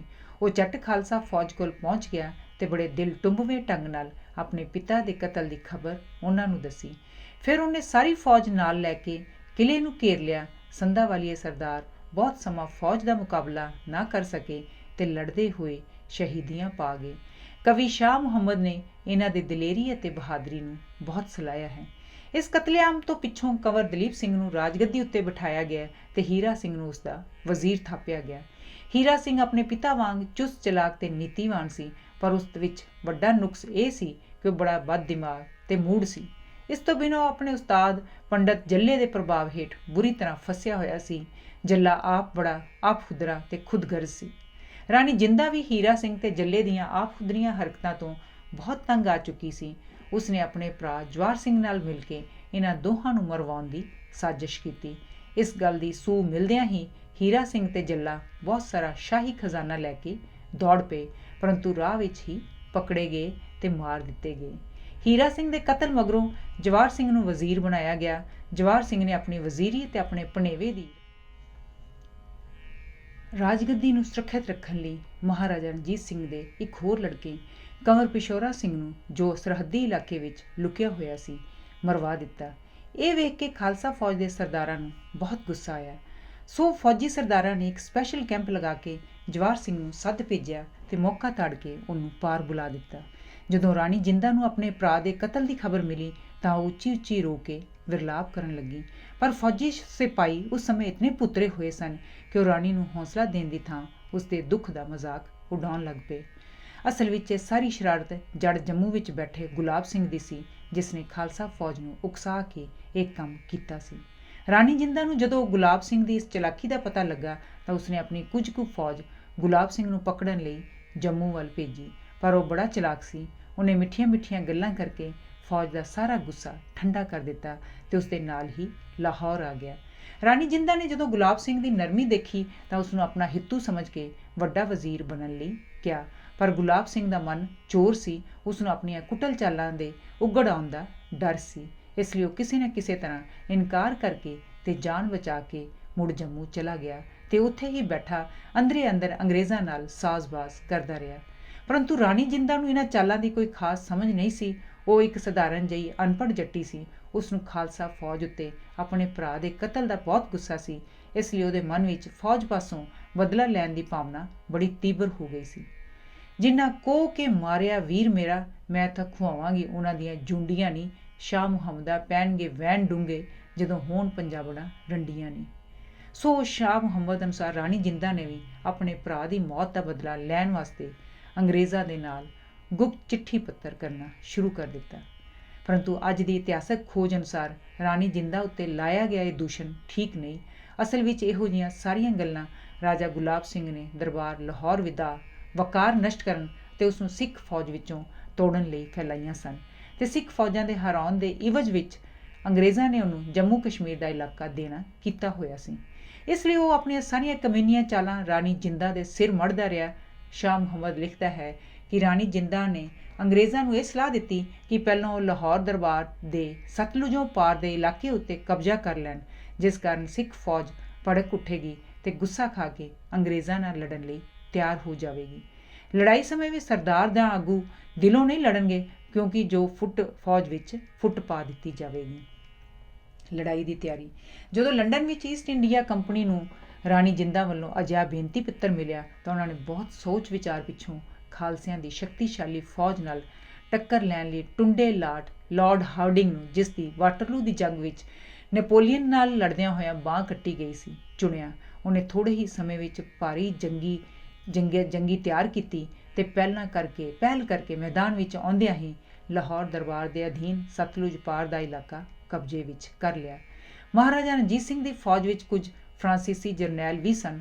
ਉਹਨਾਂ ਨੂੰ ਰਾਣੀ ਜਿੰਦਾ ਨੇ ਚਲਾਕੀ ਨਾਲ ਕਸ਼ਮੀਰ ਵੱਲ ਤੋਰ ਦਿੱਤਾ। ਫਿਰ ਉਹਨੇ ਸਾਰੀ ਫੌਜ ਨੂੰ ਬੁਲਾ ਕੇ ਸਾਫ਼-ਸਾਫ਼ ਕਹਿ ਦਿੱਤਾ ਕਿ ਇਸ ਵੇਲੇ ਉਸਦੇ ਕੋਲ ਕੋਈ ਸ਼ਾਹੀ ਖਜ਼ਾਨਾ ਨਹੀਂ ਰਿਹਾ ਤੇ ਉਹਨੇ ਸਿੱਖਾਂ ਨੂੰ ਖੁੱਲ੍ਹ ਦੇ ਦਿੱਤੀ ਕਿ ਉਹ ਬੇਸ਼ੱਕ ਫਰੰਗੀਆਂ ਦਾ ਇਲਾਕਾ ਲੁੱਟ ਕੇ ਮੌਜਾਂ ਕਰਨ। ਸਾਰੀ ਖਾਲਸਾ ਫੌਜ ਨੇ ਮਹਾਰਾਜਾ ਰਣਜੀਤ ਸਿੰਘ ਦੀ ਸਮਾਧ ਸਾਹਮਣੇ ਹਾਜ਼ਰ ਹੋ ਕੇ ਬੜੇ ਉਤਸ਼ਾਹ ਨਾਲ ਗੁਰਮਤਾ ਪਾਸ ਕੀਤਾ, ਜਿਸ ਵਿੱਚ ਉਹਨਾਂ ਨੇ ਫਰੰਗੀਆਂ ਨੂੰ ਮਾਰ ਕੇ ਭਜਾਉਣ ਦਾ ਫੈਸਲਾ ਕੀਤਾ। ਸਿੱਖ ਫੌਜਾਂ ਦੀ ਚੜ੍ਹਾਈ। ਇਸ ਪਿੱਛੋਂ ਖਾਲਸਾ ਫੌਜ ਨੇ ਕੂਚ ਕਰ ਦਿੱਤਾ। ਸਰਦਾਰਾਂ ਦੇ ਸ਼ੈਲ ਛਬੀਲੇ ਨੌਜਵਾਨ ਪੁੱਤਰ ਇੰਜ ਸ਼ਾਨ ਨਾਲ ਜਾ ਰਹੇ ਸਨ ਜਿਵੇਂ ਜੰਗਲ ਵਿੱਚੋਂ ਸ਼ੇਰ ਨਿਕਲਦੇ ਹਨ। ਮਜੈਲ, ਦੁਆਬੀਏ, ਜੱਲੇਵਾਲੀਏ, ਸੰਦਾਵਾਲੀਏ ਤੇ ਮਜੀਠੀਏ ਆਦਿ ਸਭ ਸਰਦਾਰ ਆਪੋ ਆਪਣੀਆਂ ਤਿਆਰੀਆਂ ਕਰਕੇ ਜੰਗ ਵਿੱਚ ਸ਼ਾਮਲ ਹੋਣ ਲਈ ਤੁਰ ਪਏ। ਮਜ਼ਹਰ ਅਲੀ ਅਤੇ ਮਾਖੇ ਖਾਂ ਨੇ, ਜੋ ਤੋਪਖਾਨੇ ਵਿੱਚ ਕੁਮੇਦਾਨ ਸਨ, ਆਪਣੀਆਂ ਤੋਪਾਂ ਨੂੰ ਤਿਆਰ ਕਰਕੇ ਸ਼ਹਿਰੋਂ ਬਾਹਰ ਲੈ ਆਂਦਾ। ਇਲਾਈ ਬਖਸ਼ ਪਟੋਲੀ ਨੇ ਵੀ ਤੋਪਾਂ ਨੂੰ ਲਿਸ਼ਕਾ ਸਵਾਰ ਕੇ ਐਨ ਟਿਚਨ ਕਰ ਦਿੱਤਾ। ਅੰਗਰੇਜ਼ ਬਹੁਤ ਚਲਾਕ ਸਨ। ਜਦੋਂ ਉਹਨਾਂ ਖਾਲਸਾ ਫੌਜ ਨੂੰ ਅੱਗੇ ਵੱਧਦਾ ਵੇਖਿਆ ਤਾਂ ਬੜੇ ਮਚਲੇ ਜਿਹੇ ਬਣ ਗਏ। ਕਹਿੰਦੇ ਹਨ ਕਿ ਉਹਨਾਂ ਨੇ ਖਾਲਸੇ ਨੂੰ ਇੱਕ ਚਿੱਠੀ ਲਿਖੀ, ਜਿਸ ਵਿੱਚ ਉਹਨਾਂ ਨੇ ਆਪਣੀ ਮਹਾਰਾਜਾ ਸਾਹਿਬ ਨਾਲ ਹੋਈ 1809 ਦੀ ਸੰਧੀ ਦਾ ਹਵਾਲਾ ਦਿੰਦਿਆਂ ਲੜਨ ਤੋਂ ਇਨਕਾਰ ਕੀਤਾ ਤੇ ਨਾਲ ਹੀ ਸਿਪਾਹੀਆਂ ਨੂੰ ਬਹੁਤ ਸਾਰਾ ਧਨ ਦੇਣ ਦਾ ਵੀ ਲਾਲਚ ਦਿੱਤਾ ਤਾਂ ਜੋ ਲੜੇ ਬਿਨਾਂ ਹੀ ਵਾਪਸ ਮੁੜ ਜਾਣ। परंतु खालसा सिपाही लाहौर दरबार के होर अमीर वजीरां वांग फरंगी वालों दिते गए रुपयां के लालच विच ना फसे, सगों उन्होंने फरंगी के खत का बड़ा ठोक के उत्तर दिता ते दस्सिया कि वह बहादुरां की तरह फरंगी नूं वंगार के मारनगे। सारियां रैजीमेंटां के अफसरां ने आपो अपनियां फौजां नूं हल्लाशेरी देण लई उन्हां दीयां मारियां होईयां पिछलियां मल्लां दी याद दिवाई ते दस्सिया कि किवें उन्होंने अपने बाहुबल नाल 4 चुफेरे दे सारे ही इलाके फतेह कीते हुए हन ते हुण भी ਉਹੀ ठीक होवेगा जो चाहणगे जां करनगे। उधर जदों अंग्रेज़ां ने देखिया कि हुण सिखां नाल लड़े बिना चारा नहीं तां उन्हां ने भी अपनी फौज नूं तैयारी का हुक्म दे दिता। 18 दसंबर 1845 ईस्वी नूं मुदकी पिंड दे कोल एक पानी की खड्ड लागे ਸਿੰਘਾਂ ते फरंगियां की पहली झड़प हुई, जिस विच अंग्रेज़ फौज ने तोपां दे गोलियां का चंगा मींह वराया। नवें नवें कोड़ चढ़े अकाली जिन्हां ने छेड़ छेड़ी सी सब वापस उठ नट्ठे ते अपनियां 8 तोपां उत्थे ही सुट आए। फिर अपने कैंप विच आके सलाह करन लगे कि अगला हमला ऐतवार किया जाए, क्योंकि उतने चिर तक फौज के कमांडर तेजा सिंह दे भी आ जाण दा ख्याल सी। सो फैसला ये होया कि अगले हमले विच जाना लू के लड़ना है ते सब ने इकट्ठे होकर फरंगी के डेरे नूं घेरना है। दूजे दिन तेजा सिंह भी उत्थे पहुँच गया। सारे अफसर इकट्ठे होकर उसनूं जा मिले ते बेनती की कि सिख सिपाही भुखे बाजां वांग फरंगियां उत्ते चपट पैण लई उतावले हन, इसलिए उन्होंने तलवार उठाने का हुक्म दिता जाए। तेजा सिंह पासों हुक्म लैके सरदारां ने हमला करने की स्कीम तैयार की। अंत 21 दसंबर 1845 नूं फेरू शहर की फसील लागे ਸਿੰਘਾਂ ते फरंगियां विच बड़ी कमसान की लड़ाई हुई। दोहां धिरां वल्लों तोपां दे गोलियां की अंधाधुंद बुछाड़ की गई। इस वार सिंह वधेरे मजबूती नाल लड़े सन, जिस करके अंग्रेज़ां दा बहुत नुकसान होया। मैदान विच उन्हां दीयां लाशां दे ढेर लग गए। ये वेख के टुंडे लाट नूं बहुत गुस्सा आया। उसने अपनी फौज नूं ललकारिया कि वह पंजाब विचों सिख सिपाहियां दा सफाया कर देण।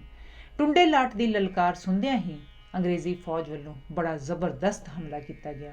उन्हां दीयां तोपां दे गोलियां ने सिख फौज का सारा असला ते होर समान फूक सुटिया, जिस नाल कुछ ਸਿੰਘਾਂ दे पैर उखड़ गए ते वह सारा समान उत्थे ही सुट के नट्ठण लई तैयार हो पे। पर उधरों सिखां दे मोड़वे हमले ने अंग्रेज़ां विच भी भाजड़ पा दित्ती। असल विच ये मुकाबला इतना जोरदार सी कि आपो अपनी थां दोवें धिरां घबराइयां होईयां सन ते जित हार का फैसला नहीं सन कर सकियां। टुंडे लाट नूं यह दस्सिया गया कि सारे ही रण खेतर विच गोरियां दी झांड रुलदी फिरदी है ते इंज जापदा है कि जिवें उसकी लंडन सारी ही रंडी हो गई होवे। कहते हैं कि इस समय लाहौर दरबार का उस वेले का वजीर लाल सिंह बहुत सारी फौज लैके मौके उत्ते पहुँच गया सी, पर जिस वेले उसने अंग्रेज़ों की हालत डावांडोल हुई वेखी तो उसने नवीं आई ताज़ा दम फौज नूं लड़न ही ना दिता। असल विच वो आप अंदरों अंग्रेज़ों नाल रलिया होया सी, इसलिए वो नहीं सी चाहता कि अंग्रेज़ हार जाण। इतिहास दसदा है कि इस लड़ाई विच टुंडी लाट आप भी बहुत घबरा गया सी। उसनों अपनी जित की कोई आस नहीं सी रही, इसलिए उसने सारा अंग्रेज़ी रिकॉर्ड साड़ फूक दिता। उधर ऐन इसे वेले जदों अंग्रेज़ मैदान विचों दौड़ ही रहे सन, पहाड़ा सिंह फरीदकोटिया उत्थे पहुँच गया। उसकी सिखां नाल कुछ अणबण सी। उन्हें लाट नूं सिखां विच पई फुट बारे दस दिता ते नाल ही यह भी कह दिता कि सिख तां आप ही मैदान खाली करके दौड़ गए हैं, इसलिए वो जाके उन्हां दा समान आदि संभाल लैण। इस खबर दे मिलण दी देर सी कि अंग्रेज़ां दे हौसले वध गए ते उन्हां ने बड़ा जबरदस्त हमला कर दिता। इस नाल सिख काफ़ी गिनती विच उत्थे ही मारे गए। इस लड़ाई विच सिखां दियां 123 दे करीब तोपां फरंगियां दे काबू आ गईयां। इस पिछों सिख सरदारां ने बैठ के गुरमता किया, जिस विच अपनी निगरी हुई हालत उत्ते विचार करके अगों वास्ते संभलन लई किया गया ते फैसला होया कि खालसा अंग्रेज़ां दी गुलामी कबूल नहीं करेगा। इस समय सिख सरदारां वल्लों जोर देण ते राजा गुलाब सिंह नूं जम्मू तो बुलाया गया ते मिसर लाल सिंह दी थां उसनूं वजीर बनाया गया। तीजी लड़ाई 10 फरवरी 1846 नूं सबरावां दे स्थान ते दिन चढ़दियां ही ਸਿੰਘਾਂ ते फरंगियां विच बड़ी कमसान की लड़ाई शुरू हो गई। पहलां गोरियां वल्लों की गई सी, पर ਸਿੰਘਾਂ ने चंगा मूँह तोड़वा जवाब दिता। मेवा सिंह, माखे खां ते शाम सिंह अटारी वाले ने इस वेले अपनी वीरता के चंगे जोर दिखाए। अंग्रेज़ों ने वारों वारी 3 हमले किए, पर हर वारी उन्होंने पछाड़ देंदे रहे। शाह मुहम्मद लिखता है, शाह मुहम्मदा ਸਿੰਘਾਂ ने गोरियां दे वांग निंबुआ लहू नचोड़ दिते। बेशक सिख फौजी ते सरदार अपनी पूरी दयानतदारी नाल लाहौर दरबार की राखी लई जूझ रहे सन, पर उन्हां दा कमांडर ਮਿਸਰ ਤੇਜਾ ਸਿੰਘ ਅੰਦਰੋਂ ਫਰੰਗੀਆਂ ਨਾਲ ਰਲਿਆ ਹੋਇਆ ਸੀ। ਜਦੋਂ ਲੜਾਈ ਆਪਣੇ ਪੂਰੇ ਸਿਖਰ ਉੱਤੇ ਸੀ ਤੇ ਫਰੰਗੀਆਂ ਦੀ ਫੌਜ ਆਲੇ ਦੁਆਲਿਓਂ ਵੱਧ ਕੇ ਸਿੱਖਾਂ ਨੂੰ ਘੇਰੇ ਵਿੱਚ ਲੈਣ ਦਾ ਯਤਨ ਕਰ ਰਹੀ ਸੀ, ਐਨ ਉਸੇ ਵੇਲੇ ਤੇਜਾ ਸਿੰਘ ਨੇ ਸਤਲੁਜ ਉੱਤੇ ਬਣਾਇਆ ਗਿਆ ਬੇੜੀਆਂ ਦਾ ਪੁਲ ਤੁੜਵਾ ਦਿੱਤਾ ਤੇ ਆਪ ਵੀ ਦੌੜ ਗਿਆ। ਖਾਲਸਾ ਫੌਜ ਨੂੰ ਇਸ ਪਿੱਛੋਂ ਸਹਾਇਤਾ ਮਿਲਣ ਦੀ ਆਸ ਮੁੱਕ ਗਈ। ਆਪਣੇ ਹੀ ਆਗੂ ਦੀ ਗਦਾਰੀ ਵੇਖ ਕੇ ਉਹਨਾਂ ਦੇ ਹੌਸਲੇ ਟੁੱਟ ਗਏ। ਇਸ ਵੇਲੇ ਸ਼ਾਮ ਸਿੰਘ ਅਟਾਰੀ ਨੇ ਬੜੀ ਬਹਾਦਰੀ ਨਾਲ ਉਹਨਾਂ ਨੂੰ ਲਲਕਾਰਿਆ ਤੇ ਮੁੜ ਲੜਨ ਲਈ ਉਤਸ਼ਾਹ ਦਿੱਤਾ। ਉਹ ਜਿਹੜਾ ਪਾਸਾ ਵੀ ਜ਼ਰਾ ਢਿੱਲਾ ਹੁੰਦਾ ਵੇਖਦਾ, ਝੱਟ ਘੋੜੇ ਨੂੰ ਅੱਡੀ ਲਾ ਕੇ ਉੱਥੇ ਪਹੁੰਚ ਜਾਂਦਾ। ਉਸ ਨੂੰ ਵੇਖਦਿਆਂ ਹੀ ਸਿੰਘਾਂ ਦਾ ਜੋਸ਼ ਠਾਠਾਂ ਮਾਰਨ ਲੱਗ ਪੈਂਦਾ ਤੇ ਉਹ ਦੁਸ਼ਮਣ ਉੱਤੇ ਟੁੱਟ ਪੈਂਦੇ। ਪਰ ਤਾਂ ਵੀ ਗੋਲੇ ਸਿੱਕੇ ਅਤੇ ਹੋਰ ਫੌਜੀ ਸਹਾਇਤਾ ਤੋਂ ਬਿਨਾਂ ਇਹ ਲੜਾਈ ਕਿੰਨੀ ਕੁ ਦੇਰ ਤੱਕ ਜਾਰੀ ਰੱਖੀ ਜਾ ਸਕਦੀ ਸੀ। ਅੰਤ ਲੜਦੇ ਲੜਦੇ ਬਹੁਤ ਸਾਰੇ ਸਿੱਖ ਸੁਰਮੇ ਵਾਰੀ-ਵਾਰੀ ਸ਼ਹੀਦੀਆਂ ਪਾਉਂਦੇ ਗਏ ਤੇ ਬਾਕੀਆਂ ਨੂੰ ਦਰਿਆ ਨੇ ਬੋਚ ਲਿਆ। ਇਸੇ ਲਈ ਤਾਂ ਸ਼ਾਹ ਮੁਹੰਮਦ ਦੁਖੀ ਦਿਲ ਨਾਲ ਕਹਿੰਦਾ ਹੈ, ਸ਼ਾਹ ਮੁਹੰਮਦਾ ਇੱਕ ਸਰਕਾਰ ਬਾਝੋਂ ਫੌਜਾਂ ਜਿੱਤ ਕੇ ਅੰਤ ਨੂੰ ਹਾਰੀਆਂ ਨਹੀਂ। ਸਭਰਾਵਾਂ ਦਾ ਮੈਦਾਨ ਫਤਿਹ ਕਰਕੇ ਅੰਗਰੇਜ਼ਾਂ ਨੇ ਝੱਟ-ਪੱਟ ਦਰਿਆ ਉੱਤੇ ਪੁਲ ਬੰਨਿਆ ਤੇ ਸਾਰੀ ਫੌਜ ਨੂੰ ਪਾਰ ਕਰ ਲਿਆ ਤੇ ਜਿੱਤ ਦੇ ਨਗਾਰੇ ਵਜਾਉਂਦੇ ਹੋਏ ਲਾਹੌਰ ਸ਼ਹਿਰ ਵਿੱਚ ਦਾਖਲ ਹੋ ਗਏ। ਰਾਜਾ ਗੁਲਾਬ ਸਿੰਘ ਉਹਨਾਂ ਦੇ ਸਵਾਗਤ ਲਈ ਉਹਨਾਂ ਨੂੰ ਅੱਗੋਂ ਦੀ ਲੈਣ ਵਾਸਤੇ ਪਹੁੰਚ ਗਿਆ। ਸਰਕਾਰ ਅੰਗਰੇਜ਼ੀ ਨੇ ਉਸ ਦੀਆਂ ਖਿਦਮਤਾਂ ਦੇ ਬਦਲੇ ਵਿੱਚ ਕੇਵਲ 75 ਲੱਖ ਦਾ ਥੋੜ੍ਹਾ ਜਿਹਾ ਮੁਆਵਜ਼ਾ ਦੇ ਕੇ ਉਸ ਨੂੰ ਜੰਮੂ ਕਸ਼ਮੀਰ ਦਾ ਵਿਸ਼ਾਲ ਰਾਜ ਦੇ ਦਿੱਤਾ ਤੇ ਨਾਲ ਹੀ ਮਹਾਰਾਜੇ ਦਾ ਖਿਤਾਬ ਵੀ, ਜਿਸ ਨੂੰ ਲੈ ਕੇ ਗੁਲਾਬ ਸਿੰਘ ਤਾਂ ਜੰਮੂ ਵੱਲ ਚਲਾ ਗਿਆ ਤੇ ਲਾਹੌਰ ਦਰਬਾਰ ਵਿੱਚ ਰਾਣੀ ਜਿੰਦਾ ਦੀ ਰਾਖੀ ਲਈ ਅੰਗਰੇਜ਼ ਆ ਬੈਠੇ। ਲੜਾਈ ਦੇ ਜੁਰਮਾਨੇ ਵਜੋਂ ਲਾਹੌਰ ਦਰਬਾਰ ਦਾ ਸਤਲੁਜ ਪਾਰ ਦਾ ਇਲਾਕਾ ਸਿੰਘਾਂ ਨੇ ਆਪਣੇ ਅੰਗਰੇਜ਼ ਕਬਜ਼ੇ ਵਿੱਚ ਕਰ ਲਿਆ ਤੇ ਸਾਰੀ ਫੌਜ ਤੋੜ ਦਿੱਤੀ। ਇਸ ਸਾਰੀ ਗੱਲ ਤੋਂ ਸਪਸ਼ਟ ਹੈ ਕਿ ਖਾਲਸਾ ਫੌਜ ਦੀ ਹਾਰ ਉਸਦੇ ਆਪਣੇ ਗਦਾਰ, ਖੁਦਗਰਜ਼ ਅਤੇ ਦੇਸ਼ ਧਰੋਹੀ ਸਰਦਾਰਾਂ ਕਰਕੇ ਹੋਈ। ਜੰਗਨਾਮਾ ਸ਼ਾਹ ਮੁਹੰਮਦ। ਅਵਲ ਹਮਦ ਜਨਾਬ ਅੱਲਾ ਦੀ ਨੂੰ ਜਿਹੜਾ ਕੁਦਰਤੀ ਖੇਲ ਬਣਾਉਂਦਾ ਈ, 14 ਤਬਕਾਂ ਦਾ ਨਕਸ਼ ਨਿਗਾਰ ਕਰਕੇ ਰੰਗ ਰੰਗ ਦੇ ਬਾਗ ਲਗਾਉਂਦਾ ਈ, ਸਫਾਂ ਵਿਚਲੀਆਂ ਸਭ ਸਮੇਟ ਲੈਂਦਾ, ਅੱਗੇ ਹੋਰ ਹੀ ਹੋਰ ਵਿਛਾਉਂਦਾ ਈ। ਸ਼ਾਹ ਮੁਹੰਮਦਾ ਉਸ ਤੋਂ ਸਦਾ ਡਰੀਏ, ਬਾਦਸ਼ਾਹਾਂ ਤੋਂ ਭੀਖ ਮੰਗਾਉਂਦਾ ਈ। ਇੱਥੇ ਆਇਆਂ ਨੂੰ ਦੁਨੀਆ ਮੋਹ ਲੈਂਦੀ, ਦਗੇਬਾਜ਼ੀ ਦਾ ਧਾਰ ਕੇ ਪੇਸ ਮੀਆਂ, ਸਦਾ ਨਹੀਂ ਜਵਾਨੀ ਤੇ ਐਸ਼ ਮਾਪੇ, ਸਦਾ ਨਹੀਂ ਜੇ ਬਾਲ ਵਰੇਸ ਮੀਆਂ, ਸਦਾ ਨਹੀਂ ਜੇ ਦੌਲਤਾਂ ਫੀਲ ਕੋੜੇ, ਸਦਾ ਨਹੀਂ ਜੇ ਰਾਜਿਆਂ ਦੇ ਦੇਸ਼ ਮੀਆਂ। ਸ਼ਾਹ ਮੁਹੰਮਦਾ ਸਦਾ ਨਾ ਰੂਪ ਦੁਨੀਆ, ਸਦਾ ਰਹਿਣ ਨਾ ਕਾਲੜੇ ਕੇਸ ਮੀਆਂ। ਇੱਕ ਰੋਜ਼ ਵਡਾਲੇ ਦੇ ਵਿੱਚ ਬੈਠੇ, ਚੱਲੀ ਆਨ ਅੰਗਰੇਜ਼ ਦੀ ਬਾਤ ਆਹੀ, ਸਾਨੂੰ ਆਖਿਆ ਹੀਰੇ ਤੇ ਨੂਰ ਖਾਂ ਨੇ, ਜਿਨ੍ਹਾਂ ਨਾਲ ਸਾਡੀ ਮੁਲਾਕਾਤ ਆਹੀ। ਖੁਸ਼ੀ ਵਸਨ ਹਿੰਦੂ ਮੁਸਲਮਾਨ ਦੋਵੇਂ, ਸਿਰ ਦੋਹਾਂ ਉੱਤੇ ਆਫਾਤ ਆਈ। ਸ਼ਾਹ ਮੁਹੰਮਦਾ ਵਿੱਚ ਪੰਜਾਬ ਦੇ ਜੀ, ਕਦੇ ਨਹੀਂ ਸੀ ਤੀਸਰੀ ਜ਼ਾਤ ਆਈ। ਇਹ ਜੱਗ ਸਰਾਏ ਮੁਸਾਫਰਾਂ ਦੀ, ਇੱਥੇ ਜ਼ੋਰ ਵਾਲੇ ਕਈ ਆਏ ਕਈ ਗਏ, ਸ਼ਦਾਦ ਨਮਰੂਦ ਫਰੌਨ ਜੇ, ਦਾਵਾ ਬਨ ਖੁਦਾਏ ਕਹਾਏ ਗਏ। ਅਕਬਰ ਸ਼ਾਹ ਜਿਹੇ ਵਿੱਚ ਦਿੱਲੀ ਦੇ ਜੀ, ਫਿਰ ਵਾਂਗ ਵਣਜਾਰਿਆਂ ਪਾਏ ਗਏ। ਸ਼ਾਹ ਮੁਹੰਮਦਾ ਰਹੇਗਾ ਰੱਬ ਸੱਚਾ, ਵਾਜੇ ਝੂਠ ਦੇ ਕਈ ਵਜਾਏ ਗਏ। ਮਹਾਬਲੀ ਰਣਜੀਤ ਸਿੰਘ ਹੋਇਆ ਪੈਦਾ, ਨਾਲ ਜ਼ੋਰ ਦੇ ਮੁਲਕ ਹਿਲਾਏ ਗਿਆ। ਮੁਲਤਾਨ ਕਸ਼ਮੀਰ ਪਸ਼ੌਰ ਚੰਬਾ, ਜੰਮੂ ਕਾਂਗੜਾ ਕੋਟ ਨਿਵਾਏ ਗਿਆ। ਹੋਰ ਦੇਸ਼ ਲਦਾਖ ਤੇ ਚੀਨ ਤੋੜੀ, ਸਿੱਕਾ ਆਪਣੇ ਨਾਮ ਦਾ ਚਲਾਏ ਗਿਆ। ਸ਼ਾਹ ਮੁਹੰਮਦਾ ਜਾਨ 50 ਵਰਸਾਂ, ਅੱਛਾ ਰੱਜ ਕੇ ਰਾਜ ਕਮਾਏ ਗਿਆ। ਜਦੋਂ ਹੋਏ ਸਰਕਾਰ ਦੇ ਸਾਸ ਪੂਰੇ, ਜਮਾ ਹੋਏ ਨਹੀਂ ਸਭ ਸਰਦਾਰ ਮੀਆਂ। ਚੇਤ ਸਿੰਘ ਨੂੰ ਮਾਰਿਆ ਕੌਰ ਸਾਹਿਬ, ਸ਼ੁਰੂ ਹੋਈ ਦਰਬਾਰ ਤਲਵਾਰ ਮੀਆਂ। ਖੜਕ ਸਿੰਘ ਮਹਾਰਾਜ ਨੇ ਆ ਮਾਰੀ, ਮੋਇਆ ਮੁੱਢ ਕਤੀਮ ਦਾ ਯਾਰ ਮੀਆਂ। ਸ਼ਾਹ ਮੁਹੰਮਦਾ ਅਸਾਂ ਵੀ ਨਾਲ ਮਰਨਾ, ਸਾਡਾ ਇਹੋ ਸੀ ਕੌਲ ਕਰਾਰ ਮੀਆਂ। ਮੇਰੇ ਬੈਠਿਆਂ ਇਹਨਾਂ ਨੇ ਖੂਨ ਕੀਤਾ, ਇਹ ਤਾਂ ਗਰਕ ਜਾਵੇ ਦਰਬਾਰ ਮੀਆਂ। ਪਿੱਛੇ ਸਾਡੇ ਵੀ ਕੌਰ ਨਾ ਰਾਜ ਕਰਸੀ, ਅਸੀਂ ਮਰਾਂਗੇ ਇਸ ਨੂੰ ਮਾਰ ਮੀਆਂ। ਨਾ ਹੱਕ ਦਾ ਇਹਨਾਂ ਨੇ ਖੂਨ ਕੀਤਾ, ਇਹ ਤਾਂ ਮਰਨਗੇ ਸਭ ਸਰਦਾਰ ਮੀਆਂ। ਸ਼ਾਹ ਮੁਹੰਮਦਾ ਹੋਈ ਹੁਣ ਮੌਤ ਸਸਤੀ, ਖਾਲੀ ਨਹੀਂ ਜਾਣਾ ਕੋਈ ਵਾਰ ਮੀਆਂ। ਖੜਕ ਸਿੰਘ ਮਹਾਰਾਜ ਹੋਇਆ ਬਹੁਤ ਮੰਦਾ, ਬਰਸਿੱਖ ਪਿੱਛੋਂ ਵਸਕਾਲ ਹੋਇਆ। ਆਈ ਮੌਤ ਨਾ ਅਟਕਿਆ ਇੱਕ ਘੜੀ, ਚੇਤ ਸਿੰਘ ਦੇ ਗਮ ਦੇ ਨਾਲ ਮੋਇਆ। ਕੌਰ ਸਾਹਿਬ ਮਹਾਰਾਜ ਦੀ ਗੱਲ ਸੁਣ ਕੇ ਜ਼ਰਾ ਗਮ ਦੇ ਨਾਲ ਨਾ ਮੂਲ ਰੋਇਆ। ਸ਼ਾਹ ਮੁਹੰਮਦਾ ਕਈਆਂ ਦੇ ਪਕੜਨੇ ਦਾ, ਵਿੱਚ ਕੌਂਸਲ ਦੇ ਕੌਰ ਨੂੰ ਫਿਕਰ ਹੋਇਆ। ਖੜਕ ਸਿੰਘ ਮਹਾਰਾਜ ਨੂੰ ਚੁੱਕ ਲਿਆ ਵੇਖੋ, ਸਾੜਨੇ ਨੂੰ ਹੁਣ ਲੈ ਚੱਲੇ। ਧਰਮਰਾਜ ਨੂੰ ਆਏ ਕੇ ਖਬਰ ਹੋਈ, ਕੌਰ ਮਾਰਨੇ ਨੂੰ ਉਸ ਦੂਤ ਕੱਲੇ। ਮਾਰੋ ਮਾਰ ਕਰਦੇ ਦੂਤ ਉੱਠ ਦੌੜੇ, ਜਦੋਂ ਮੌਤ ਦੇ ਹੋਏ ਨਹੀਂ ਆਣ ਹੱਲੇ। ਸ਼ਾਹ ਮੁਹੰਮਦਾ ਦੇਖ ਰਜ਼ਾਏ ਉਸਦੀ, ਉਦਮ ਸਿੰਘ ਤੇ ਕੌਰ ਦੇ ਸਾਸ ਚੱਲੇ। ਇੱਕ ਦੂਤ ਨੇ ਦੇਖ ਕੇ ਫਿਕਰ ਕੀਤਾ, ਪਲਕ ਵਿੱਚ ਦਰਵਾਜ਼ੇ ਤੇ ਆਇਆ ਈ, ਜਿਹੜਾ ਤੁਰ ਦਰਗਾਹ ਦਾ ਹੁਕਮ ਆਉਂਦਾ, ਦੇਖੋ ਉਸ ਨੂੰ ਖੂਬ ਬਜਾਇਆ ਈ। ਅੰਦਰ ਤਰਫ ਹਵੇਲੀ ਦੇ ਤੁਰੇ ਜਾਂਦੇ ਛੱਜਾ ਢਾਹ ਕੇ ਦੋਹਾਂ ਉੱਤੇ ਪਾਇਆ ਈ। ਸ਼ਾਹ ਮੁਹੰਮਦਾ ਉਦਮ ਸਿੰਘ ਥਾਉ ਮੋਇਆ, ਕੌਰ ਸਾਹਿਬ ਵੀ ਸੈਕਦਾ ਆਇਆ ਈ। ਸ਼ੇਰ ਸਿੰਘ ਨੂੰ ਕਿਸੇ ਜਾ ਖਬਰ ਦਿੱਤੀ, ਜਿਸ ਦਾ ਮੋਇਆ ਭਤੀਜਾ ਤੇ ਵੀਰ ਯਾਰੋ ਉਸ ਤੁਰਤ ਬਟਾਲਿਓਂ ਕੂਚ ਕੀਤਾ, ਰਾਤੀ ਆਮਦਾ ਕੱਤ ਵਹੀਰ ਯਾਰੋ। ਜਦੋਂ ਆਣ ਕੇ ਹੋਇਆ ਲਾਹੌਰ ਦਾਖਲ, ਅੱਖੀਂ ਰੋਏ ਪਲਟਦਾ ਨੀਰ ਯਾਰੋ। ਸ਼ਾਹ ਮੁਹੰਮਦਾ ਲੋਕ ਦਿਲਬਰੀ ਕਰਦੇ, ਚੰਦ ਕੌਰ ਹੋਈ ਦਿਲਗੀਰ ਯਾਰੋ।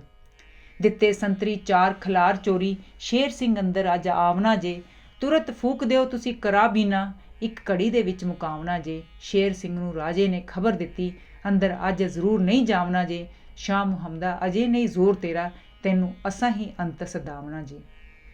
ਚੰਦ ਕੌਰ ਦੀ ਜੋ ਮੰਦੀ ਨਜ਼ਰ ਦੇਖੀ, ਦਗੇਬਾਜ਼ੀਆਂ ਹੋਰ ਬਥੇਰੀਆਂ ਨੀ, ਉਸਨੇ ਤੁਰੰਤ ਲਾਹੌਰ ਥੀ ਕੂਚ ਕੀਤਾ, ਬੈਠਾ ਜਾਏ ਕੇ ਵਿੱਚ ਮੁਕੇਰੀਆਂ ਨੀ। ਪਿੱਛੇ ਤਖਤ ਬੈਠੀ ਰਾਣੀ ਚੰਦ ਕੌਰਾਂ, ਦੇਂਦੇ ਆਨ ਮੁਸਾਹਿਬ ਦਲੇਰੀਆਂ ਨੀ। ਸ਼ਾਹ ਮੁਹੰਮਦਾ ਕੌਰ ਨਾ ਜਮਨਾ ਏ, ਕਿਲੇ ਕੋਟ ਤੇ ਰਿਆਇਤਾਂ ਤੇਰੀਆਂ ਨੀ। ਰਾਜੇ ਲਸ਼ਕਰਾਂ ਵਿੱਚ ਸਲਾਹ ਕੀਤੀ, ਸ਼ੇਰ ਸਿੰਘ ਨੂੰ ਕਿਵੇਂ ਸਦਾਈਏ ਜੀ, ਉਹ ਪੁੱਤਰ ਸਰਦਾਰ ਦਾ ਫਤਿਹ ਜੰਗੀ, ਗੱਦੀ ਉਸ ਨੂੰ ਚਾਹ ਬਹਾਈਏ ਜੀ।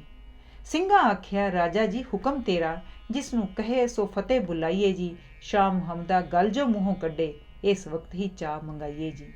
22 ਦਿਨਾਂ ਦੀ ਰਾਜੇ ਨੇ ਲਈ ਰੁਖਸਤ, ਤੁਰੰਤ ਜੰਮੂ ਨੂੰ ਹੋਏ ਨੇ ਕੂਚ ਡੇਰੇ। ਸ਼ੇਰ ਸਿੰਘ ਤਾਈਂ ਲਿਖ ਕੱਲੀ ਅਰਜੀ, ਮੈਂ ਤਾਂ ਰਫੂ ਕਰ ਛੱਡੇ ਨੀ ਕੰਮ ਤੇਰੇ। ਧੌਂਸਾ ਮਾਰ ਕੇ ਪਹੁੰਚ ਲਾਹੌਰ ਜਲਦੀ, ਅੱਗੋਂ ਆਣ ਮਿਲ ਸਾਨੂੰ ਤੇਰੇ ਸਭ ਡੇਰੇ। ਸ਼ਾਹ ਮੁਹੰਮਦਾ ਮਿਲਣਗੇ ਫੇਰ ਅਫਸਰ, ਜਿਸ ਵੇਲੜੇ ਸ਼ਹਿਰ ਦੇ ਗਿਓ ਨੇਰੇ। ਸ਼ੇਰ ਸਿੰਘ ਨੇ ਰਾਜੇ ਦਾ ਖੱਤ ਪੜ੍ਹ ਕੇ ਫੌਜਾਂ ਤੁਰੰਤ ਲਾਹੌਰ ਨੂੰ ਘੱਲੀਆਂ ਨੀ। ਘੋੜੇ ਹਿਨਕਦੇ ਤੇ ਮਾਰੂ ਵੱਜਦੇ ਨੀ, ਧੂੜਾਂ ਉੱਡ ਕੇ ਕਟਾ ਹੋ ਚੱਲੀਆਂ ਨੀ। ਆਵੇ ਬੁੱਧੂ ਦੇ ਲਾਏ ਨੀ ਪਾਸ ਡੇਰੇ, ਫੌਜਾਂ ਲੱਥੀਆਂ ਆਣ ਇਕੱਲੀਆਂ ਨੀ। ਸ਼ਾਹ ਮੁਹੰਮਦਾ ਆਣ ਮਿਲੇ ਅਫਸਰ, ਗੱਲਾਂ ਸ਼ਹਿਰ ਲਾਹੌਰ ਵਿੱਚ ਚੱਲੀਆਂ ਨੀ।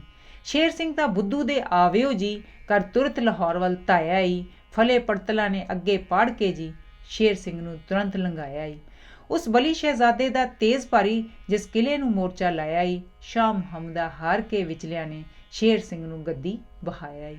ਸ਼ੇਰ ਸਿੰਘ ਗੱਦੀ ਉੱਤੇ ਬੈਠ ਕੇ ਜੀ, ਰਾਣੀ ਕੈਦ ਕਰਕੇ ਕਿਲੇ ਵਿੱਚ ਪਾਈ। ਕਰ ਬੈਠਿਆਂ ਰੱਬ ਨੇ ਰਾਜ ਕੀਤਾ, ਦੇਖੋ ਮੱਲ ਬੈਠਾ ਸਾਰੀ ਪਾਤਸ਼ਾਹੀ।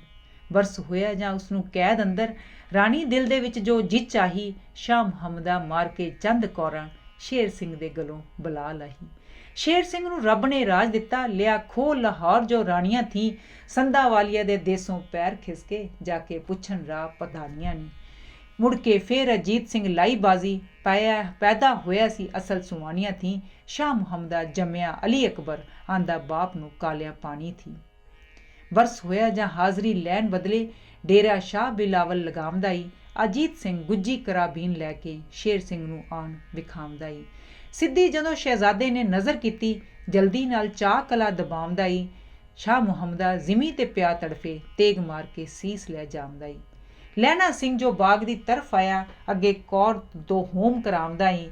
ਲਹਿਣਾ ਸਿੰਘ ਦੀ ਮੰਦੀ ਜੋ ਨਜ਼ਰ ਵੇਖੀ, ਅੱਗੋਂ ਰੱਬ ਦਾ ਵਾਸਤਾ ਪਾਮਦਾ ਈ। ਮੈਂ ਤਾਂ ਕਰਾਂਗਾ ਬਾਬਾ ਜੀ ਟਹਿਲ ਤੇਰੀ, ਹੱਥ ਜੋੜ ਕੇ ਸੀਸ ਨਿਵਾਮਦਾ ਈ। ਸ਼ਾਹ ਮੁਹੰਮਦਾ ਉਸ ਨਾ ਏਕ ਮੰਨੀ, ਤੇਗ ਮਾਰ ਕੇ ਸੀਸ ਉਡਾਮਦਾ ਈ। ਸ਼ੇਰ ਸਿੰਘ ਪ੍ਰਤਾਪ ਸਿੰਘ ਮਾਰ ਕੇ ਜੀ, ਸੰਧਾ ਵਾਲੀਏ ਸ਼ਹਿਰ ਨੂੰ ਉੱਠ ਤਾਏ। ਰਾਜਾ ਮਿਲਿਆ ਤਾਂ ਕਿਹਾ ਅਜੀਤ ਸਿੰਘ ਨੇ, ਸ਼ੇਰ ਸਿੰਘ ਨੂੰ ਮਾਰ ਕੇ ਅਸੀਂ ਆਏ। ਗਲੀ ਲਾਏ ਕੇ ਕਿਲੇ ਦੇ ਵਿੱਚ ਆਂਦਾ, ਕੱਸੇ ਅਕਲ ਦੇ ਉਹਨਾਂ ਨੇ ਪੇਚ ਪਾਏ। ਜਿਨੇ ਮਾਰੀ ਸੀ ਰਾਜਾ ਜੀ ਚੰਦ ਕੌਰਾਂ, ਸ਼ਾਹ ਮੁਹੰਮਦਾ ਉਹਨਾਂ ਦੇ ਸੀਸ ਲਾਏ। ਗੁਰਮੁਖ ਸਿੰਘ ਗਿਆਨੀ ਨੇ ਮੱਤ ਦਿੱਤੀ, ਤੁਸਾਂ ਇਹ ਕਿਉਂ ਜੀਵਦਾ ਛੱਡਿਆ ਜੇ। ਮਗਰੋਂ ਮਹਿਰ ਘਸੀਟਾ ਤਾਂ ਬੋਲਿਆ ਈ, ਇਹ ਸੁਖਨ ਸਲਾਹ ਦਾ ਕੱਢਿਆ ਜੇ। ਇੱਕ ਅਰਦਲੀ ਨੇ ਕਰਾਬੀਨ ਮਾਰੀ, ਰੱਸਾ ਆਸ ਉਮੈਦ ਦਾ ਵੱਢਿਆ ਜੇ। ਸ਼ਾਹ ਮੁਹੰਮਦਾ ਜ਼ਿਮੀ ਤੇ ਪਿਆ ਤੜਫੇ, ਦਲੀਪ ਸਿੰਘ ਤਾਈਂ ਫੇਰ ਸੱਦਿਆ ਏ। ਪਹਿਲੇ ਰਾਜੇ ਦੇ ਖੂਨ ਦਾ ਲਾਏ ਟਿੱਕਾ, ਪਿੱਛੋਂ ਦਿੱਤੀਆਂ ਚਾਰ ਪਰਦਖਣਾ ਈ। ਤੇਰੇ ਵਾਸਤੇ ਹੋਏ ਨੀ ਸਭ ਕਾਰੇ, ਅੱਗੇ ਸਹਿਬ ਸੱਚੇ ਤੈਨੂੰ ਰੱਖਣਾ ਈ।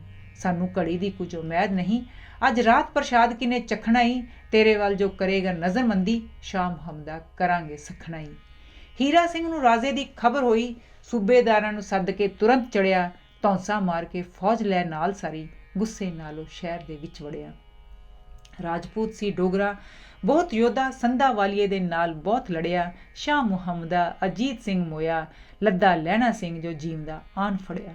ਦੋਹਾਂ ਧੀਰਾਂ ਤੋਂ ਬਹੁਤ ਸੂਰਮਤ ਹੋਈ, ਖੰਡਾ ਵਿੱਚ ਮੈਦਾਨ ਵਜਾਏ ਗਏ। ਸ਼ੇਰ ਸਿੰਘ ਨਾ ਕਿਸੇ ਨੂੰ ਵਧਣ ਦਿੰਦਾ, ਸਾਰੇ ਮੁਲਕ ਦੀ ਕਲਾ ਮਿਟਾਏ ਗਏ। ਰਾਜਾ ਕਰਦਾ ਸੀ ਮੁਲਕ ਦੀ ਪਾਤਸ਼ਾਹੀ, ਪਿੱਛੇ ਰਹਿੰਦਿਆਂ ਨੂੰ ਵਕਤ ਪਾਏ ਗਏ। ਸ਼ਾਹ ਮੁਹੰਮਦਾ ਮਾਰ ਕੇ ਮੋਏ ਦੋਵੇਂ, ਚੰਗੇ ਸੂਰਮੇ ਹੱਥ ਵਿਖਾਏ ਗਏ।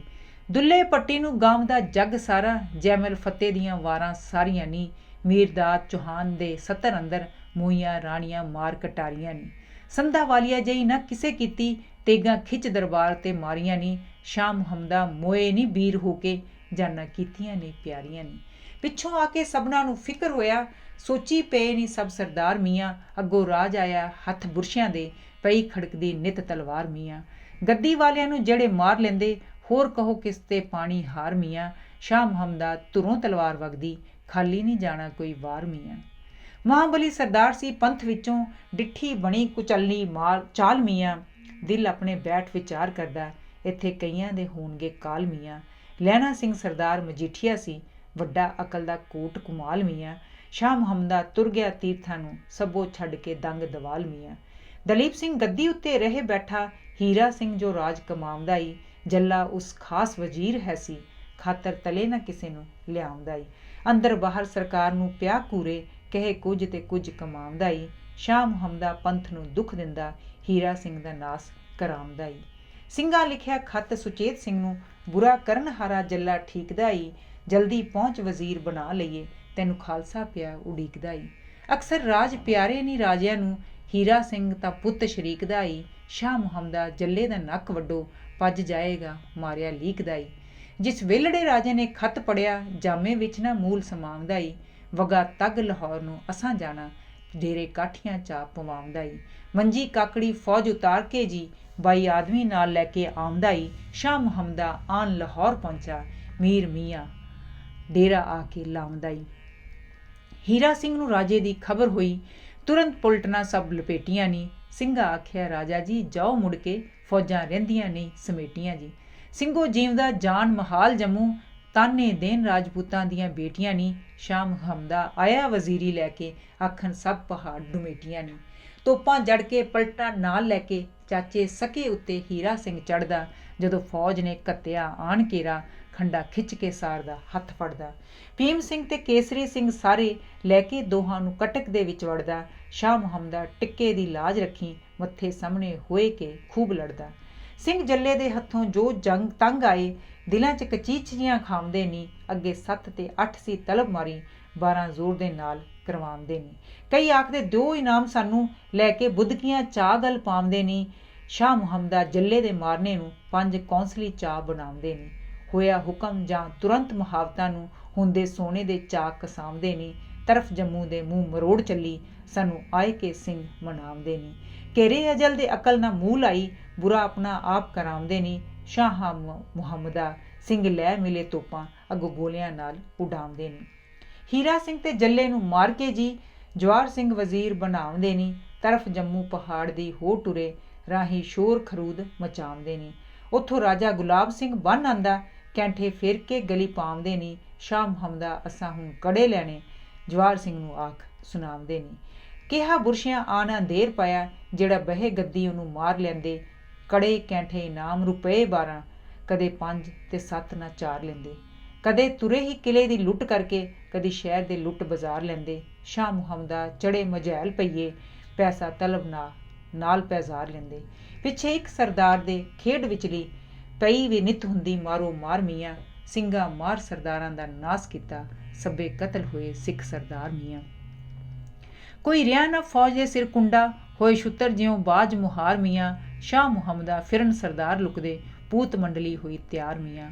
ਜਵਾਰ ਸਿੰਘ ਦੇ ਉੱਤੇ ਨਹੀਂ ਚੜੇ ਸਾਰੇ, ਮੱਥਾ ਖੂਨੀਆਂ ਵਾਂਗਰੂ ਵਟਿਓ ਨੇ। ਡਰਦਾ ਭਾਣਜੇ ਨੂੰ ਲੈ ਕੇ ਮਿਲਣ ਆਇਆ, ਅੱਗੋਂ ਨਾਲ ਸੰਗੀਨਾਂ ਦੇ ਫਟਿਓ ਨੇ। ਸਿੱਖਾਂ ਨਾਲ ਅੜੁੰਬ ਕੇ ਫੀਲ ਉੱਤੋਂ, ਕੱਢ ਹੋਇਓ ਜ਼ਿਮੀ ਤੇ ਸੱਟਿਓ ਨੇ। ਸ਼ਾਹ ਮੁਹੰਮਦਾ ਵਾਸਤੇ ਪਾਏ ਰਿਹਾ, ਸਿਰ ਨਾਲ ਤਲਵਾਰ ਦੇ ਕੱਟਿਓ ਨੇ।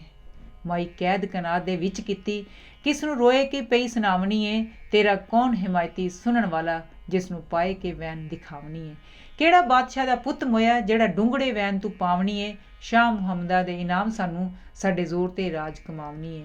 ਪਈ ਝੂਰਦੀ ਹੈ ਰਾਣੀ ਜਿੰਦ ਕੌਰਾਂ, ਕਿੱਥੋਂ ਕੱਢੀਆਂ ਮੈਂ ਕਲਗੀਆਂ ਨਿੱਤ ਤੋੜੇ। ਮੇਰੇ ਸਾਹਮਣੇ ਕੋਇਆ ਵੀਰ ਮੇਰਾ, ਜਿਸ ਦੀ ਤਾਬਿਆ ਲੱਖ ਹਜ਼ਾਰ ਕੋੜੇ। ਕਿੱਥੋਂ ਕੱਢਾਂ ਮੈਂ ਦੇਸ ਫਰੰਗੀਆਂ ਦਾ, ਕੋਈ ਮਿਲੇ ਜੋ ਇਹਨਾਂ ਦਾ ਗਰਭ ਤੋੜੇ। ਸ਼ਾਹ ਮੁਹੰਮਦਾ ਉਸ ਤੋਂ ਜਾਣ ਵਾਰਾਂ, ਜਵਾਰ ਸਿੰਘ ਦਾ ਵੈਰ ਜੋ ਕੋਈ ਮੋੜੇ। ਮੈਨੂੰ ਆਣ ਚਫੇਰਿਓਂ ਘੂਰਦੇ ਨਹੀਂ, ਲੈਂਦੇ ਮੁਫਤ ਇਨਾਮ ਰੁਪਏ 12। ਜੱਟੀ ਹੋਵਾਂ ਤਾਂ ਕਰਾਂ ਪੰਜਾਬ ਰੰਡੀ, ਸਾਰੇ ਦੇਸ਼ ਦੇ ਵਿੱਚ ਚਾ ਤੁਰਨ ਵਾਰਾਂ। ਛੱਡਾਂ ਨਹੀਂ ਲਾਹੌਰ ਦੇ ਵੜਨ ਜੋਗੇ, ਸਣੇ ਵੱਡਿਆਂ ਅਫਸਰਾਂ ਜਮਾਂਦਾਰਾਂ। ਪਏ ਰੁਲਣਗੇ ਵਿੱਚ ਪਰਦੇਸ ਮੁਰਦੇ, ਸ਼ਾਹ ਮੁਹੰਮਦਾ ਮਾਰਨੀਆਂ ਏਸ ਮਾਰਾਂ। ਜਿਨ੍ਹਾਂ ਮਾਰਿਆ ਕੋਹ ਕੇ ਵੀਰ ਮੇਰਾ, ਮੈਂ ਕਰਾਂਗੀ ਉਹਨਾਂ ਦੀਆਂ ਜੰਡੀਆਂ ਨੀ। ਧੂਮਾਂ ਜਾਣ ਵਲਾਇਤੀ ਪੇਸ਼ ਜਾਨਾ, ਪਾਵਾਂ ਬੱਕਰੇ ਵਾਂਗਰਾਂ ਵੰਡੀਆਂ ਨੀ। ਚੂੜੇ ਲੈਣਗੇ ਬਹੁਤ ਸੁਹਾਗਣਾ ਦੇ, ਨੱਥ ਚੌਂਕ ਤੇ ਵਾਲੀਆਂ ਦੰਡੀਆਂ ਨੀ। ਸ਼ਾਹ ਮੁਹੰਮਦਾ ਪੈਣਗੇ ਚਿੱਠੀ ਲੰਡਨ ਕੰਪਨੀ ਸਾਹਿਬ ਡਿੱਠੀ, ਇਹਨਾਂ ਲਾਟਾਂ ਵਿੱਚੋਂ ਕੌਣ ਲੜੇਗਾ ਜੀ। ਟੁੰਡੇ ਲਾਟ ਨੇ ਚੁੱਕਿਆ ਆਨ ਬੀੜਾ, अभी सिख स्यों जाए के लड़ेगा जी। घंटे 3वें जा लाहौर मारूं, इस बात में फ़र्क ना पड़ेगा जी। शाह मुहम्मदा फगनों 13वीं नूं, साहब सिंह लाहौर दे वड़ेगा जी। वजी तुरम तंबूर करनैल छुतरी, तंबू बारकां नाल निशान मियाँ। कोतल बगियां पालकी तोपखाने, दूरबीना जंगी साहिबान मियाँ। चढ़िया लंडनों लाट उठाए बीड़ा, डेरा पावदा विच मैदान मियाँ। शाह मुहम्मदा गोरियां छेड़ छेड़ी, मुल्क पार दा मल्लिया आन मियाँ। ਫਰਾਂਸੀਸੀ ਨੂੰ ਅੰਦਰੋਂ ਹੁਕਮ ਹੋਇਆ, ਤੁਸੀਂ ਜਾਓ ਖਾਂ ਤਰਫ ਕਸ਼ਮੀਰ ਨੂੰ ਜੀ। ਉਹਨਾਂ ਰੱਬ ਦਾ ਵਾਸਤਾ ਪਾਇਆ ਈ, ਮਾਈ ਫੜਾਏ ਨਾ ਕੁਝ ਤਕਸੀਰ ਨੂੰ ਜੀ। ਪਾਰੋਂ ਮੁਲਕ ਫਰੰਗੀਆਂ ਮੱਲ ਲਿਆ, ਅਸੀਂ ਮਾਰਾਂਗੇ ਉਸ ਦੇ ਪੀਰ ਨੂੰ ਜੀ। ਸ਼ਾਹ ਮੁਹੰਮਦਾ ਲੜਾਂਗੇ ਹੋਰ ਪਰਿਓ, ਅਸਾਂ ਡੱਕਣਾ ਉਸ ਵਹੀਰ ਨੂੰ ਜੀ। ਮਾਈ ਆਖਿਆ ਸਭ ਚੜ ਜਾਣ ਫੌਜਾਂ, ਬੂਹੇ ਸ਼ਹਿਰ ਦੇ ਰਹਿਣ ਸਖਣੇ ਜੀ। ਮੁਸਲਮਾਨੀਆਂ ਪੜਤਲਾਂ ਰਹਿਣ ਇੱਥੇ, ਘੋੜ ਚੜੇ ਨਹੀਂ ਪਾਸ ਰੱਖਣੇ ਜੀ। ਕਲਗੀ ਵਾਲੜੇ ਮੋਹਰੇ ਹੋਣ ਲੱਗੇ, ਅੱਗੇ ਹੋਣ ਗਰੀਬ ਨਾ ਨੱਕਣੇ ਜੀ। ਸ਼ਾਹ ਮੁਹੰਮਦਾ ਜਿਨ੍ਹਾਂ ਦੀਆਂ ਤਲਬ ਤੇਰਾ, ਮਜ਼ੇ ਤਿਨਾਂ ਲੜਾਈ ਦੇ ਚਖਣੇ ਜੀ। ਸਾਰੇ ਪੰਥ ਨੂੰ ਸੱਦ ਕੇ ਕਹਿਣ ਲੱਗੀ, ਮੈਥੋਂ ਗਏ ਖਜ਼ਾਨੇ ਨਖੁੱਟ ਵਾਰੀ। ਜਮਨਾ ਤੀਕਰ ਪਿਆ ਹੈ ਦੇਸ਼ ਸੁੰਜਾ, ਖਾਓ ਦੇਸ਼ ਫਰੰਗੀ ਦੀ ਲੁੱਟ ਵਾਰੀ। ਮਾਰੋ ਸ਼ਹਿਰ ਫਿਰੋਜ਼ਪੁਰ ਲੁਧਿਆਣਾ, ਛੁੱਟੋ ਛਾਵਣੀ ਉਸ ਦੀ ਪੁੱਟ ਵਾਰੀ। ਸ਼ਾਹ ਮੁਹੰਮਦਾ ਲਵੋ ਇਨਾਮ ਮੈਥੋਂ, ਕੜੇ ਕੰਠੇ ਮੈਂ ਦੇਵਾਂਗੀ ਸੁੱਟ ਵਾਰੀ। ਸਿੰਘਾ ਆਖਿਆ ਲੜਾਂਗੇ ਹੋ ਟੋਟੇ, ਸਾਨੂੰ ਖਬਰ ਕੱਲੀ ਦਿਨੇ ਰਾਤ ਮਾਈ। ਤੇਰੀ ਨੌਕਰੀ ਵਿੱਚ ਨਾ ਫਰਕ ਕਰੀਏ, ਭਾਵੇਂ ਖੂਹ ਕੱਤੀ ਭਾਵੇਂ ਖਾਤ ਮਾਈ। ਸਿੰਘਾ ਬੋਲੀਓ ਮੂਲ ਨਾ ਸਹੀ ਕੀਤਾ, ਕਿ ਕੁਝ ਕਰਨ ਲੱਗੀ ਸਾਡਾ ਘਾਤ ਮਾਈ। ਸ਼ਾਹ ਮੁਹੰਮਦਾ ਅਜੇ ਨਾ ਜਾਣਿਓ ਨੇ, ਖਾਲੀ ਪਈ ਨਾ ਚੋਪੜੀ ਪ੍ਰਾਤ ਮਾਈ। ਦਿੱਤੀ ਮਾਈ ਨੇ ਜਦ ਦਿਲਬਰੀ ਭਾਰੀ, ਸਿੰਘ ਬੈਠੇ ਨਹੀਂ ਹੋਏ ਸੁਚੇਤ ਮੀਆਂ। ਸੱਚੇ ਸਾਹਿਬ ਨੇ ਹੱਥ ਨਹੀਂ ਸਭ ਗੱਲਾਂ, ਕਿਸੇ ਹਾਰ ਦੇਵੇ ਕਿਸੇ ਜੇਤ ਮੀਆਂ। 1 ਲੱਖ ਬੇਟਾ 1.25 ਲੱਖ ਪੋਤਾ, ਰਾਵਣ ਮਾਰਿਆ ਘਰ ਦੇ ਭੇਤ ਮੀਆਂ। ਸ਼ਾਹ ਮੁਹੰਮਦਾ ਜਾਣਦਾ ਜੱਗ ਸਾਰਾ, ਕਈ ਸੂਰਮੇ ਆਉਣਗੇ ਖੇਤ ਮੀਆਂ। ਸਿੰਘਾਂ ਸਾਰਿਆਂ ਬੈਠ ਗੁਰਮਤਾ ਕੀਤਾ, ਚਲੋ ਜਾਏ ਫਰੰਗੀਆਂ ਨੂੰ ਮਾਰੀਏ ਜੀ। ਇੱਕ ਵਾਰੀ ਜੇ ਸਾਹਮਣੇ ਹੋਏ ਸਾਡੇ, ਇੱਕ ਘੜੀ ਵਿੱਚ ਮਾਰ ਉਤਾਰੀਏ ਜੀ। ਭਾਈ ਵੀਰ ਸਿੰਘ ਜਿਉਂ ਅਸਾਂ ਨਹੀਂ ਛੱਡੇ, ਅਸੀਂ ਕਦੀ ਨਾ ਉਸ ਤੋਂ ਹਾਰੀਏ ਜੀ। ਸ਼ਾਹ ਮੁਹੰਮਦਾ ਮਾਰ ਕੇ ਲੁਧਿਆਣਾ, ਫੌਜਾਂ ਦਿੱਲੀ ਦੇ ਵਿੱਚ ਉਤਾਰੀਏ ਜੀ। ਜ਼ਬਤ ਕਰਾਂਗੇ ਮਾਲ ਫਰੰਗੀਆਂ ਦੇ, ਉੱਥੇ ਲਿਆਵਾਂਗੇ ਦੌਲਤਾਂ ਬੋਰੀਆਂ ਨਹੀਂ। ਪਿੱਛੋਂ ਵੜਾਂਗੇ ਉਸ ਦੇ ਸਦਰ ਥਾਣੇ, ਬੰਨ ਲਿਆਵਾਂਗੇ ਉਹਨਾਂ ਦੀਆਂ ਗੋਰੀਆਂ ਨਹੀਂ। ਕਾਬਲ ਵਿੱਚ ਪਠਾਨ ਜਿਉਂ ਅਲੀ ਅਕਬਰ, ਮਾਰ ਵੱਢ ਕੇ ਕੀਤੀਆਂ ਪੋਰੀਆਂ ਨਹੀਂ। ਸ਼ਾਹ ਮੁਹੰਮਦਾ ਲਵਾਂਗੇ ਫੇਰ ਕੈਂਠੇ, ਤਿੱਲੇਦਾਰ ਜੋ ਰੇਸ਼ਮੀ ਡੋਰੀਆਂ ਨੇ। ਝੰਡੇ ਨਿਕਲੇ ਕੂਚ ਦਾ ਹੁਕਮ ਹੋਇਆ, ਚੜੇ ਸੁਰਮੇ ਸਿੰਘ ਦਲੇਰ ਮੀਆਂ। ਚੜੇ ਪੁੱਤਰ ਸਰਦਾਰਾਂ ਦੇ ਸ਼ੈਲ ਬਾਂਕੇ, ਜੈਸੇ ਬੇਲੀਓਂ ਨਿਕਲਦੇ ਸ਼ੇਰ ਮੀਆਂ। ਚੜੇ ਸਭ ਮਜੈਲ ਦਵਾਬੀਏ ਜੀ, ਜਿਨ੍ਹਾਂ ਕਿਲੇ ਨਵਾਏ ਨੇ ਢੇਰ ਮੀਆਂ। ਸ਼ਾਹ ਮੁਹੰਮਦਾ ਚੜੇ ਜ਼ਮੂਰ ਖਾਨੇ, ਹੋਇਆ ਹੁਕਮ ਨਾ ਲਾਉਂਦੇ ਦੇਰ ਮੀਆਂ। ਸ਼ਾਮ ਸਿੰਘ ਸਰਦਾਰ ਨੇ ਕੂਚ ਕੀਤਾ, ਜੱਲੇ ਵਾਲੀਏ ਬਨਤ ਬਣਾਉਂਦੇ ਨੀ। ਆਏ ਹੋਰ ਪਹਾੜ ਦੇ ਸਭ ਰਾਜੇ, ਜਿਹੜੇ ਤੇਗ ਦੇ ਧਣੀ ਕਹਾਉਂਦੇ ਨੀ। ਆਏ ਸਭ ਮਜੈਲ ਦੁਆਬੀਏ ਜੀ, ਸੰਦਾਂ ਵਾਲੀਏ ਕਾਠੀਆਂ ਪਾਉਂਦੇ ਨੀ। ਸ਼ਾਹ ਮੁਹੰਮਦਾ ਚੜੀ ਅਕਾਲ ਰੈਜੀਮੈਂਟ, ਖੰਡੇ ਸਾਰ ਦੀ ਸਿਕਲ ਕਰਾਉਂਦੇ ਨੀ। ਮਜ਼ਹਰ ਅਲੀ ਤੇ ਮੱਖੇ ਖਾਂ ਕੂਚ ਕੀਤਾ, ਤੋਪਾਂ ਸ਼ਹਿਰ ਥੀ ਬਾਹਰ ਨਿਕਾਲੀਆਂ ਨੀ। ਬੇੜਾ ਚੜਿਆ ਸੁਲਤਾਨ ਮਹਿਮੂਦ ਵਾਲਾ, ਤੋਪਾਂ ਹੋਰ ਇਮਾਮ ਸ਼ਾਹ ਵਾਲੀਆਂ ਨੀ। ਇਲਾਈ ਬਖਸ਼ ਪਟੋਲੀ ਨੇ ਮਾਂਜ ਕੇ ਜੀ, ਧੂਪ ਦੇ ਕੇ ਤਖਤ ਬਹਾਲੀਆਂ ਨੀ। ਸ਼ਾਹ ਮੁਹੰਮਦਾ ਐਸੀਆਂ ਲੈਸ ਹੋਈਆਂ, ਬਿਜਲੀ ਵਾਂਗ ਜਿਉਂ ਦੇਣ ਦਿਖਾਲੀਆਂ ਨੀ। ਸੁਣ ਕੇ ਖਬਰ ਫਰੰਗੀ ਵੀ ਚੜੇ ਸਭੇ, ਫੌਜਾਂ ਬੇਮੁਹਾਰੀਆਂ ਹੋਏ ਤੁਰੀਆਂ। ਅੱਗੇ ਵਾਰ ਕੇ ਕੁਆਰ ਨਾ ਕਿਸੇ ਡਿੱਠਾ, ਇੱਕ ਦੂਸਰੇ ਦੇ ਅੱਗੇ ਲੱਗ ਤੁਰੀਆਂ। ਅੱਗੋਂ ਤੋਪਾਂ ਦੇ ਧਣੀ ਵੀ ਹੈਨ ਗੋਰੇ, ਮੰਗਾਂ ਪੈਣ ਖਲੋਤੀਆਂ ਨੇ ਕੁੜੀਆਂ। ਸ਼ਾਹ ਮੁਹੰਮਦਾ ਵਰਜਦੇ ਜਾਂਦਿਆਂ ਨੂੰ, ਫੌਜਾਂ ਹੋ ਮੁਹਾਣੀਆਂ ਕਦੋਂ ਮੁੜੀਆਂ। ਅਰਜ਼ੀ ਲਿਖੀ ਫਰੰਗੀਆਂ ਖਾਲਸੇ ਨੂੰ, ਤੁਸੀਂ ਕਾਸ ਨੂੰ ਜੰਗ ਮਚਾਉਂਦੇ ਹੋ। ਮਹਾਰਾਜ ਦੇ ਨਾਲ ਸੀ ਨੇਮ ਸਾਡਾ, ਤੁਸੀਂ ਸੁੱਤੀਆਂ ਕਲਾ ਜਗਾਉਂਦੇ ਹੋ। ਕਈਆਂ ਲੱਖ ਰੁਪਈਆ ਲੈ ਜਾਓ ਸਾਥੋਂ, ਦਿਆਂ ਹੋਰ ਜੇ ਤੁਸੀਂ ਫਰਮਾਉਂਦੇ ਹੋ। ਸ਼ਾਹ ਮੁਹੰਮਦਾ ਅਸਾਂ ਨਾ ਮੂਲ ਲੜਨਾ, ਤੁਸੀਂ ਇਤਨਾ ਜ਼ੋਰ ਕਿਉਂ ਲਾਉਂਦੇ ਹੋ। ਸਿੰਘਾਂ ਲਿਖਿਆ ਖੱਤ ਫਰੰਗੀਆਂ ਨੂੰ, ਤੈਨੂੰ ਮਾਰਾਂਗੇ ਅਸੀਂ ਵੰਗਾਰ ਕੇ ਜੀ, ਸਾਨੂੰ ਨਹੀਂ ਰੁਪਈਆ ਦੀ ਲੋੜ ਕੋਈ, ਭਾਵੇਂ ਦੇ ਦੇ ਤੂੰ ਢੇਰ ਉਸਾਰ ਕੇ ਜੀ। ਉਹ ਪੰਥ ਤੇਰੇ ਉੱਤੇ ਆਣ ਚੜਿਆ ਜਿਹੜਾ ਆਇਆ ਸੀ ਜੰਮੂ ਨੂੰ ਮਾਰ ਕੇ ਜੀ, ਸ਼ਾਹ ਮੁਹੰਮਦਾ ਸਾਹਮਣੇ ਡਾਹ ਤੋਪਾਂ, ਸੂਰੇ ਕੱਢ ਮੈਦਾਨ ਨਿਤਾਰ ਕੇ ਜੀ। ਪੈਂਚ ਲਿਖਦੇ ਸਾਰੀਆਂ ਪੜਤਲਾਂ ਦੇ, ਸਾਡੀ ਅੱਜ ਨੂੰ ਵੱਡੀ ਚਲੰਤ ਮੀਆਂ, ਵੀਰ ਸਿੰਘ ਨੂੰ ਮਾਰਿਆ ਡਾਹ ਤੋਪਾਂ, ਨਹੀਂ ਛੱਡਿਆ ਸਾਧ ਤੇ ਸੰਤ ਮੀਆਂ।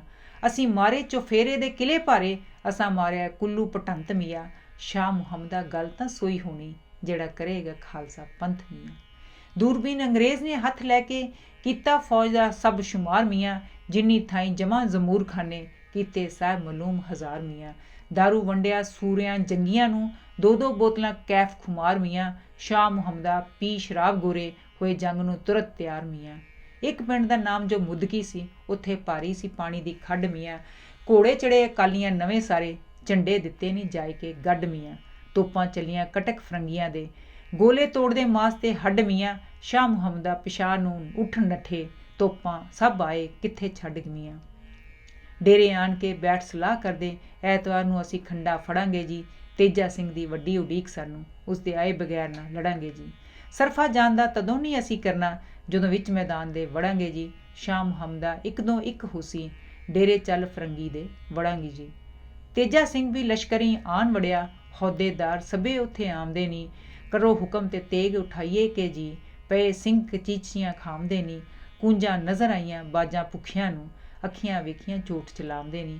ਸ਼ਾਹ ਮੁਹੰਮਦਾ ਉਸ ਥੀ ਹੁਕਮ ਲੈ ਕੇ ਹੱਲਾ ਕਰਨ ਦੀ ਡੌਲ ਬਣਾਉਂਦੇ ਨੀ। ਫਿਰ ਸ਼ਹਿਰ ਦੇ ਹੇਠ ਜਾ ਖੇਤ ਰੁੱਦੇ, ਤੋਪਾਂ ਚੱਲੀਆਂ ਨੀ ਵਾਂਗ ਗੋਰਿਆਂ ਦੇ, ਸਿੰਘ ਸੁਰਮੇ ਆਣ ਮੈਦਾਨ ਲੱਥੇ, ਗੰਜ ਲਾ ਸੁੱਟੇ ਉਹਨਾਂ ਗੋਰਿਆਂ ਦੇ, ਟੁੰਡੇ ਲਾਟ ਨੇ ਅੰਤ ਨੂੰ ਖਾਏ ਗੁੱਸਾ, ਫੇਰ ਦਿੱਤੇ ਨੇ ਲੱਖ ਢੰਡੋਰਿਆਂ ਦੇ। ਸ਼ਾਹ ਮੁਹੰਮਦਾ ਰੰਡ ਬਿਠਾਏ ਲੰਡਨ, ਸਿੰਘ ਜਾਣ ਨਹੀਂ ਨਾਰ ਜੋਰਿਆਂ ਦੇ, ਹੁਕਮ ਲਾਟ ਲਸ਼ਕਰ ਕੀਤਾ ਆਪਣੇ ਨੂੰ, ਤੁਸੀਂ ਲਾਜ ਅੰਗਰੇਜ਼ ਦੀ ਰੱਖਣੀ ਜੀ। ਸਿੰਘਾਂ ਮਾਰ ਕੇ ਕਟਕ ਮੁਕਾਏ ਦਿੱਤੇ, ਹਿੰਦੁਸਤਾਨੀ ਤੇ ਪੂਰਬੀ ਦੱਖਣੀ ਜੀ। ਲੰਡਨ ਟਾਪੂਆਂ ਵਿੱਚ ਕੁਰਲਾਹਟ ਪਿਆ, ਕੁਰਸੀ 4000 ਹੈ ਸਖਣੀ ਜੀ। ਸ਼ਾਹ ਮੁਹੰਮਦਾ ਤੁਸੀਂ ਪੰਜਾਬੀਓ ਜੀ, ਕੀਰਤ ਸਿੰਘ ਸਿਪਾਹੀ ਦੀ ਰੱਖਣੀ ਜੀ। ਹੋਇਆ ਹੁਕਮ ਅੰਗਰੇਜ਼ ਦਾ ਤੁਰਕ ਜਲਦੀ, ਤੋਪਾਂ ਮਾਰੀਆਂ ਨੀਰ ਬਿਆਏ ਪੱਲੇ, ਫੂਕ ਸੁੱਟੀਆਂ ਸਾਰੀਆਂ ਮੈਗਜ਼ੀਨਾਂ, ਸਿੰਘ ਉੱਠ ਕੇ ਪੱਤਰਾ ਹੋਏ ਚੱਲੇ, ਸ਼ੌਲਦਾਰੀਆਂ ਤੰਬੂਆਂ ਛੱਡ ਦੌੜੇ, ਕੋਈ ਚੀਜ਼ ਨਹੀਂ ਮੁੱਲ ਪੱਲੇ, ਉੜਕ ਲਿਆ ਮੈਦਾਨ ਫਰੰਗੀਆਂ ਨੇ, ਸ਼ਾਹ ਮੁਹੰਮਦਾ ਰਣੋ ਨੇ ਮੂਲ ਹੱਲੇ। ਉਧਰ ਆਪ ਫਰੰਗੀ ਨੂੰ ਭਾ ਜਾਈ ਦੌੜੇ ਜਾਣ, ਗੋਰੇ ਦਿੱਤੀ ਕੰਡ ਮੀਆਂ, ਚੱਲੇ ਤੋਪਖਾਨੇ ਸਾਰੇ ਗੋਰਿਆਂ ਦੇ, ਮਗਰ ਹੋਈ ਬੰਦੂਕਾਂ ਦੀ ਵੰਡ ਮੀਆਂ। ਕਿੰਨੇ ਕਿੰਨੇ ਜਾ ਲਿਆਏ ਕੇ ਖਬਰ ਦਿੱਤੀ, ਲੰਡਨ ਹੋਈ ਬੈਠੀ ਵਿੱਚ ਰੰਡ ਮੀਆਂ, ਸ਼ਾਹ ਮੁਹੰਮਦਾ ਦੇਖ ਮੈਦਾਨ ਜਾ ਕੇ, ਰੁਲਦੀ ਗੋਰਿਆਂ ਦੀ ਪਈ ਚੰਡ ਮੀਆਂ। ਪਹਾੜਾ ਸਿੰਘ ਸੀ ਜਾਰ ਫਰੰਗੀਆਂ ਦਾ, ਸਿੰਘਾਂ ਨਾਲ ਸੀ ਉਸਦੀ ਗੈਰ ਸਾਲੀ, ਉਹ ਤਾਂ ਭੱਜ ਕੇ ਲਾਟ ਨੂੰ ਜਾਏ ਮਿਲਿਆ, ਗੱਲ ਜਾਏ ਦੱਸੀ ਸਾਰੀ ਭੇਤ ਵਾਲੀ। ਉੱਥੋਂ ਹਰਨ ਹੋ ਗਿਆ ਹੈ ਖਾਲਸਾ ਜੀ, 14 ਹੱਥਾਂ ਦੀ ਮਾਰ ਕੇ ਜਾਨ ਛਾਲੀ, ਸ਼ਾਹ ਮੁਹੰਮਦਾ ਸਾਥ ਲੈ ਸਿਲੇ ਖਾਨੇ, ਛੱਡ ਗਏ ਨੇ ਸਿੰਘ ਮੈਦਾਨ ਖਾਲੀ। ਮੁੜ ਕੇ ਫੇਰ ਫਰੰਗੀਆਂ ਜ਼ੋਰ ਦਿੱਤਾ, ਲਾਟਾਂਦਾਰ ਗੋਲੇ ਜਦੋਂ ਆਣ ਛੁੱਟੇ, ਉੱਡੀ ਰਾਲ ਤੇ ਚਾਦਰਾਂ ਕੜਕੀਆਂ ਨੀ, ਕੌਰਵ ਪਾਂਡਵਾਂ ਦੇ ਜੈਸੇ ਬਾਣ ਛੁੱਟੇ, ਜਦੋਂ ਡਿੱਠੇ ਨਹੀਂ ਹੱਥ ਫਰੰਗੀਆਂ ਦੇ।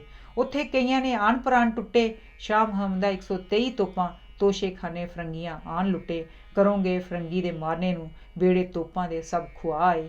ਛੇੜ ਆਫਤਾਂ ਨੂੰ ਮਗਰ ਲਾਇਓ ਨੇ, ਸਗੋਂ ਆਪਣਾ ਆਪ ਗਵਾਏ, ਖੁਸ਼ੀ ਵਾਸਤਾ ਸ਼ਹਿਰ ਲਾਹੌਰ ਸਾਰਾ, ਸਗੋਂ ਕੁੰਜੀਆਂ ਹੱਥ ਫੜਾਏ। ਸ਼ਾਹ ਮੁਹੰਮਦਾ ਕਹਿੰਦੇ ਨੇ ਲੋਕ ਸਿੰਘ ਜੀ, ਤੁਸੀਂ ਚੰਗੀਆਂ ਪੂਰੀਆਂ ਪਾਏ, ਕਰੀ ਜਾਏ ਕਿ ਕਿਸੇ ਆਰਾਮ ਕੀਤਾ, ਕਿਸੇ ਰਾਤ ਕਿਸੇ ਦੋਏ ਰਾਤ ਮੀਆਂ। ਪਿੱਛੋਂ ਫੇਰ ਸਰਦਾਰਾਂ ਨੇ ਸੱਦ ਭੇਜੇ, ਜੋ ਕੋਈ ਸਿੰਘ ਸਿਪਾਹੀ ਦੀ ਜਾਤ ਮੀਆਂ। ਕਿੱਥੇ ਲੁਕੋਗੇ ਜਾ ਕੇ ਖਾਲਸਾ ਜੀ, ਦੱਸੋ ਖੋਲ ਕੇ ਅਸਲੀ ਬਾਤ ਮੀਆਂ। ਸ਼ਾਹ ਮੁਹੰਮਦਾ ਫੇਰ ਇਕੱਠ ਕਰੋ, ਲੱਗੀ ਚਾਨਣੀ ਹੋਰ ਕਨਾਤ ਮੀਆਂ। ਪਿੱਛੇ ਬੈਠ ਸਰਦਾਰਾਂ ਗੁਰਮਤਾ ਕੀਤਾ, ਕੋਈ ਅਕਲ ਦਾ ਕਰੋ ਇਲਾਜ ਯਾਰੋ, ਛੇੜ ਬੁਰਸ਼ਿਆਂ ਦੀ ਸਾਡੇ ਪੇਸ਼ ਪਈ, ਪੱਗ ਦਾੜੀਆਂ ਦੀ ਰੱਖੋ ਲਾਜ ਯਾਰੋ। ਮੁੱਠੀ ਮਿੱਟੀ ਸੀ ਇਸ ਪੰਜਾਬ ਦੀ ਜੀ, ਇਹਨਾਂ ਖੋਲ ਦਿੱਤਾ ਅੱਜ ਪਾਜ ਜਾਰੋ, ਸ਼ਾਹ ਮੁਹੰਮਦਾ ਮਾਰ ਕੇ ਮਰੋ ਇੱਥੇ, ਕਦੀ ਰਾਜ ਨਾ ਹੋਏ ਮੁਹਤਾਜ ਜਾਰੋ। ਤੀਜੀ ਵਾਰ ਲਲਕਾਰ ਕੇ ਪਾਸ ਗੋਰੇ, ਪਏ ਵੱਜਦੇ ਢੋਲ ਤੰਬੂਰ ਮੀਆਂ। ਕੱਸ ਲੀਆਂ ਨੀ ਸਿੰਘਾਂ ਨੇ ਤੁਰੰਤ ਕਮਰਾ, ਕਾਇਮ ਜੰਗ ਨੂੰ ਹੋਏ ਜ਼ਰੂਰ ਮੀਆਂ। ਪਹਿਲਵਾਨਾਂ ਨੇ ਆਣ ਕੇ ਜ਼ੋਰ ਦਿੱਤਾ, ਪਿਆ ਵਿੱਚ ਮੈਦਾਨ ਫਤੂਰ ਮੀਆਂ। ਸ਼ਾਹ ਮੁਹੰਮਦਾ ਨੱਸ ਕੇ ਜਾਣ ਕਿੱਥੇ, ਇੱਥੋਂ ਸ਼ਹਿਰ ਲਾਹੌਰ ਹੈ ਦੂਰ ਮੀਆਂ। ਆਈਆਂ ਪਲਟਣਾ ਬੀੜ ਕੇ ਤੋਪਖਾਨੇ, ਅੱਗੋਂ ਸਿੰਘਾਂ ਨੇ ਪਾਸੜੇ ਤੋੜ ਸੁੱਟੇ, ਸੇਵਾ ਸਿੰਘ ਤੇ ਮਾਖੇ ਖਾਂ ਹੋਏ ਸਿੱਧੇ, ਹੱਲੇ 3 ਫਰੰਗੀ ਦੇ ਤੋੜ ਸੁੱਟੇ। ਸ਼ਾਮ ਸਿੰਘ ਸਰਦਾਰ ਅਟਾਰੀ ਵਾਲੇ ਬੰਨ ਸ਼ਸਤਰੀ ਜੋੜ ਵਿਛੋੜ ਸੁੱਟੇ, ਸ਼ਾਹ ਮੁਹੰਮਦਾ ਸਿੰਘਾਂ ਨੇ ਗੋਰਿਆਂ ਦੇ ਵਾਂਗ ਨਿੰਬੂਆਂ ਲਹੂ ਲਚੋੜ ਸੁੱਟੇ। ਪਏ ਦਾਅਵਿਓਂ ਹੋਏ ਫੇਰ ਧਾਵਾ, ਫਰਾਂਸਿਸ ਤੇ ਜਿੱਥੇ ਸੀ 4 ਯਾਰੀ, ਕੁੰਡਲ ਕੱਤਿਆਂ ਵਾਂਗ ਕੁਮਾਨ ਗੋਸ਼ੇ ਬੇਈਆਨ ਸਰਦਾਰਾਂ ਨੂੰ ਬਹੁਤ ਖੁਆਰੀ। ਤੇਜਾ ਸਿੰਘ ਸਰਦਾਰ ਪਲ ਵੱਢ ਦਿੱਤਾ, ਕਰੀ ਨਸ ਨਾ ਜਾਏ ਫੌਜ ਸਾਰੀ। ਸ਼ਾਹ ਮੁਹੰਮਦਾ ਮਰਨ ਸ਼ਹੀਦ ਹੋ ਕੇ ਤੇ ਜਾਨ ਨਾ ਕਰਨਗੇ ਫੇਰ ਪਿਆਰੀ। ਜੰਗ ਹਿੰਦ ਪੰਜਾਬ ਦਾ ਹੋਣ ਲੱਗਾ, ਜੰਗ ਹਿੰਦ ਪੰਜਾਬ ਦਾ ਹੋਣ ਲੱਗਾ। ਦੋਵੇਂ ਪਾਤਸ਼ਾਹੀ ਫੌਜਾਂ ਭਾਰੀਆਂ ਨੀ, ਅੱਜ ਹੋਵੇ ਤਾਂ ਸਰਕਾਰ ਮੁੱਲ ਪਾਵੇ, ਜਿਹੜੀਆਂ ਖਾਲਸੇ ਨੇ ਤੇਗਾਂ ਮਾਰੀਆਂ ਨੀ। ਸਣੇ ਆਦਮੀਆਂ ਗੋਲੀਆਂ ਨਾਲ ਉੱਡਣ, ਹਾਥੀ ਟਾਉਂਦੇ ਸਣੇ ਅੰਬਾਰੀਆਂ ਨੇ। ਸ਼ਾਹ ਮੁਹੰਮਦਾ ਇੱਕ ਸਰਕਾਰ ਬਾਝੋਂ ਫੌਜਾਂ ਜਿੱਤ ਕੇ ਅੰਤ ਨੂੰ ਹਾਰੀਆਂ ਨੇ। ਕਈ ਸੂਰਮੇ ਮਾਰ ਕੇ ਮੋਏ ਉੱਥੇ, ਜਿਨ੍ਹਾਂ ਹੱਥ ਕੀਤੇ ਤੇਗਾਂ ਨੰਗੀਆਂ ਦੇ। ਰਹਿੰਦੇ ਘੇਰਕੇ ਵਿੱਚ ਦਰਿਆਓ ਡੋਬੇ, ਸ਼ਰਰੇ ਮਾਰੇ ਉਹਨੇ ਤੋਪਾਂ ਚੰਗੀਆਂ ਦੇ। ਕਹਿੰਦੇ ਨੌਕਰੀ ਕਾਸ ਨੂੰ ਅਸਾਂ ਕੀਤੀ, ਆਖੇ ਲੱਗ ਕੇ ਸਾਥੀ ਸੰਗੀਆਂ ਦੇ। ਸ਼ਾਹ ਮੁਹੰਮਦਾ ਰੱਬ ਨਾ ਫੇਰ ਲਿਆਵੇ, ਯੁੱਧ ਵਿੱਚ ਜੇ ਨਾਲ ਫਰੰਗੀਆਂ ਦੇ। ਕੋਈ ਮਾਵਾਂ ਦੇ ਪੁੱਤਰ ਨਹੀਂ ਮੋਏ ਉੱਥੇ, ਸੀਨੇ ਲੱਗੀਆਂ ਤੇਜ਼ ਕਟਾਰੀਆਂ ਨੀ। ਜਿਨ੍ਹਾਂ ਭੈਣਾਂ ਦੇ ਵੀਰ ਨਾ ਮਿਲੇ ਮੁੜ ਕੇ, ਪਈਆਂ ਰੋਂਦੀਆਂ ਫਿਰਨ ਵਿਚਾਰੀਆਂ ਨੀ। ਚੰਗੇ ਜਿਨ੍ਹਾਂ ਦੇ ਸਿਰਾਂ ਦੇ ਮੋਏ ਵਾਲੀ, ਖੁੱਲੇ ਵਾਲ ਤੇ ਫਿਰਨ ਵਿਚਾਰੀਆਂ ਨੀ। ਸ਼ਾਹ ਮੁਹੰਮਦਾ ਬਹੁਤ ਸਰਦਾਰ ਮਾਰੇ, ਪਈਆਂ ਰਾਜ ਦੇ ਵਿੱਚ ਖੁਆਰੀਆਂ ਨੀ। ਲਿਖਿਆ ਤੁਰੰਤ ਪੈਗਾਮ ਰਾਣੀ ਜਿੰਦ ਕੌਰਾਂ, ਕੋਈ ਤੁਸਾਂ ਨੇ ਦੇਰ ਨਹੀਂ ਲਾਵਣੀ ਜੀ। ਰਹਿੰਦੀ ਫੌਜ ਦਾ ਕਰੋ ਇਲਾਜ ਕੋਈ, ਕਾਬੂ ਤੁਸਾਂ ਬਗੈਰ ਨਾ ਆਵਣੀ ਜੀ। ਮੇਰੀ ਜਾਨ ਦੇ ਰੱਬ ਜਾਂ ਤੁਸੀਂ ਰਾਖੇ, ਪਾਓ ਵਿੱਚ ਲਾਹੌਰ ਦੇ ਸ਼ਾਮਣੀ ਜੀ। ਸ਼ਾਹ ਮੁਹੰਮਦਾ ਅੱਜ ਮੈਂ ਲਿਆ ਬਦਲਾ, ਅੱਗੋਂ ਹੋਰ ਕੀ ਰੱਬ ਨੂੰ ਭਾਵਣੀ ਜੀ। ਰਾਜਾ ਗਿਆ ਗੁਲਾਬ ਸਿੰਘ ਆਪ ਚੜ੍ਹ ਕੇ, ਬਾਹੋਂ ਪਕੜ ਲਾਹੌਰ ਲੈ ਆਮਦਾ ਈ। ਸਾਹਿਬ ਲੋਕ ਜੀ ਅਸਾਂ ਤੇ ਦਿਆ ਕਰਨੀ, ਉਹ ਤਾਂ ਆਪਣਾ ਕੰਮ ਬਣਾਉਂਦਾ ਈ। ਦਿੱਤੇ ਕੱਢ ਮਲਵਈ ਦੁਆਬੀਏ ਜੀ, ਵਿੱਚੋਂ ਸਿੰਘਾਂ ਦੀ ਫੌਜ ਖਿਸਕਾਉਂਦਾ ਈ। ਸ਼ਾਹ ਮੁਹੰਮਦਾ ਤਰਫ ਪਹਾੜ ਲੈ ਕੇ ਤੁਰੰਤ ਜੰਮੂ ਨੂੰ ਕੂਚ ਕਰਾਉਂਦਾ ਈ। ਕੀਤਾ ਅਕਲ ਦਾ ਪੇਚ ਰਾਣੀ ਜਿੰਦ ਕੌਰਾਂ, ਮੱਥਾ ਦੋਹਾਂ ਪਾਤਸ਼ਾਹੀਆਂ ਦਾ ਜੋੜਿਆ ਈ। ਗੁੱਜੀ ਰਮਜ਼ ਕਰਕੇ ਰਹੀ ਆਪ ਸੱਚੀ, ਬਦਲਾ ਤੁਰਤ ਪਿਰਾਓ ਦਾ ਮੋੜਿਆ ਈ। ਲੈ ਤੁਰਤ ਮੁਸਾਹਿਬ ਲਪੇਟ ਰਾਣੀ, ਲਸ਼ਕਰ ਵਿੱਚ ਦਰਿਆਓ ਦੇ ਰੋੜਿਆ ਈ। ਸ਼ਾਹ ਮੁਹੰਮਦਾ ਕਰੇ ਜਹਾਨ ਗੱਲਾਂ, ਉਹਨਾਂ ਕੁਫਰ ਮਦਈ ਦਾ ਤੋੜਿਆ ਈ। ਪਿੱਛੋਂ ਬੈਠ ਕੇ ਸਿੰਘਾਂ ਨੂੰ ਅਕਲ ਆਈ, ਕਹੀ ਚੜੀ ਹੈ ਜ਼ਹਿਰ ਦੀ ਜਾਨ ਮਾਈ। ਕਿੰਨਾ ਖੁੰਦਰਾਂ ਵਿੱਚ ਫਸਾਏ ਕੇ ਜੀ, ਸਾਡੇ ਲਾਹ ਸੁੱਟੇ ਤੂੰ ਤਾਂ ਘਾਣ ਮਾਈ। ਹੱਥ ਧੋਏ ਕੇ ਮਗਰ ਕਿਉਂ ਪਈ ਸਾਡੇ, ਕਰੀ ਅਜੇ ਨਾ ਦੇਣੀ ਹੈ ਜਾਨ ਮਈ।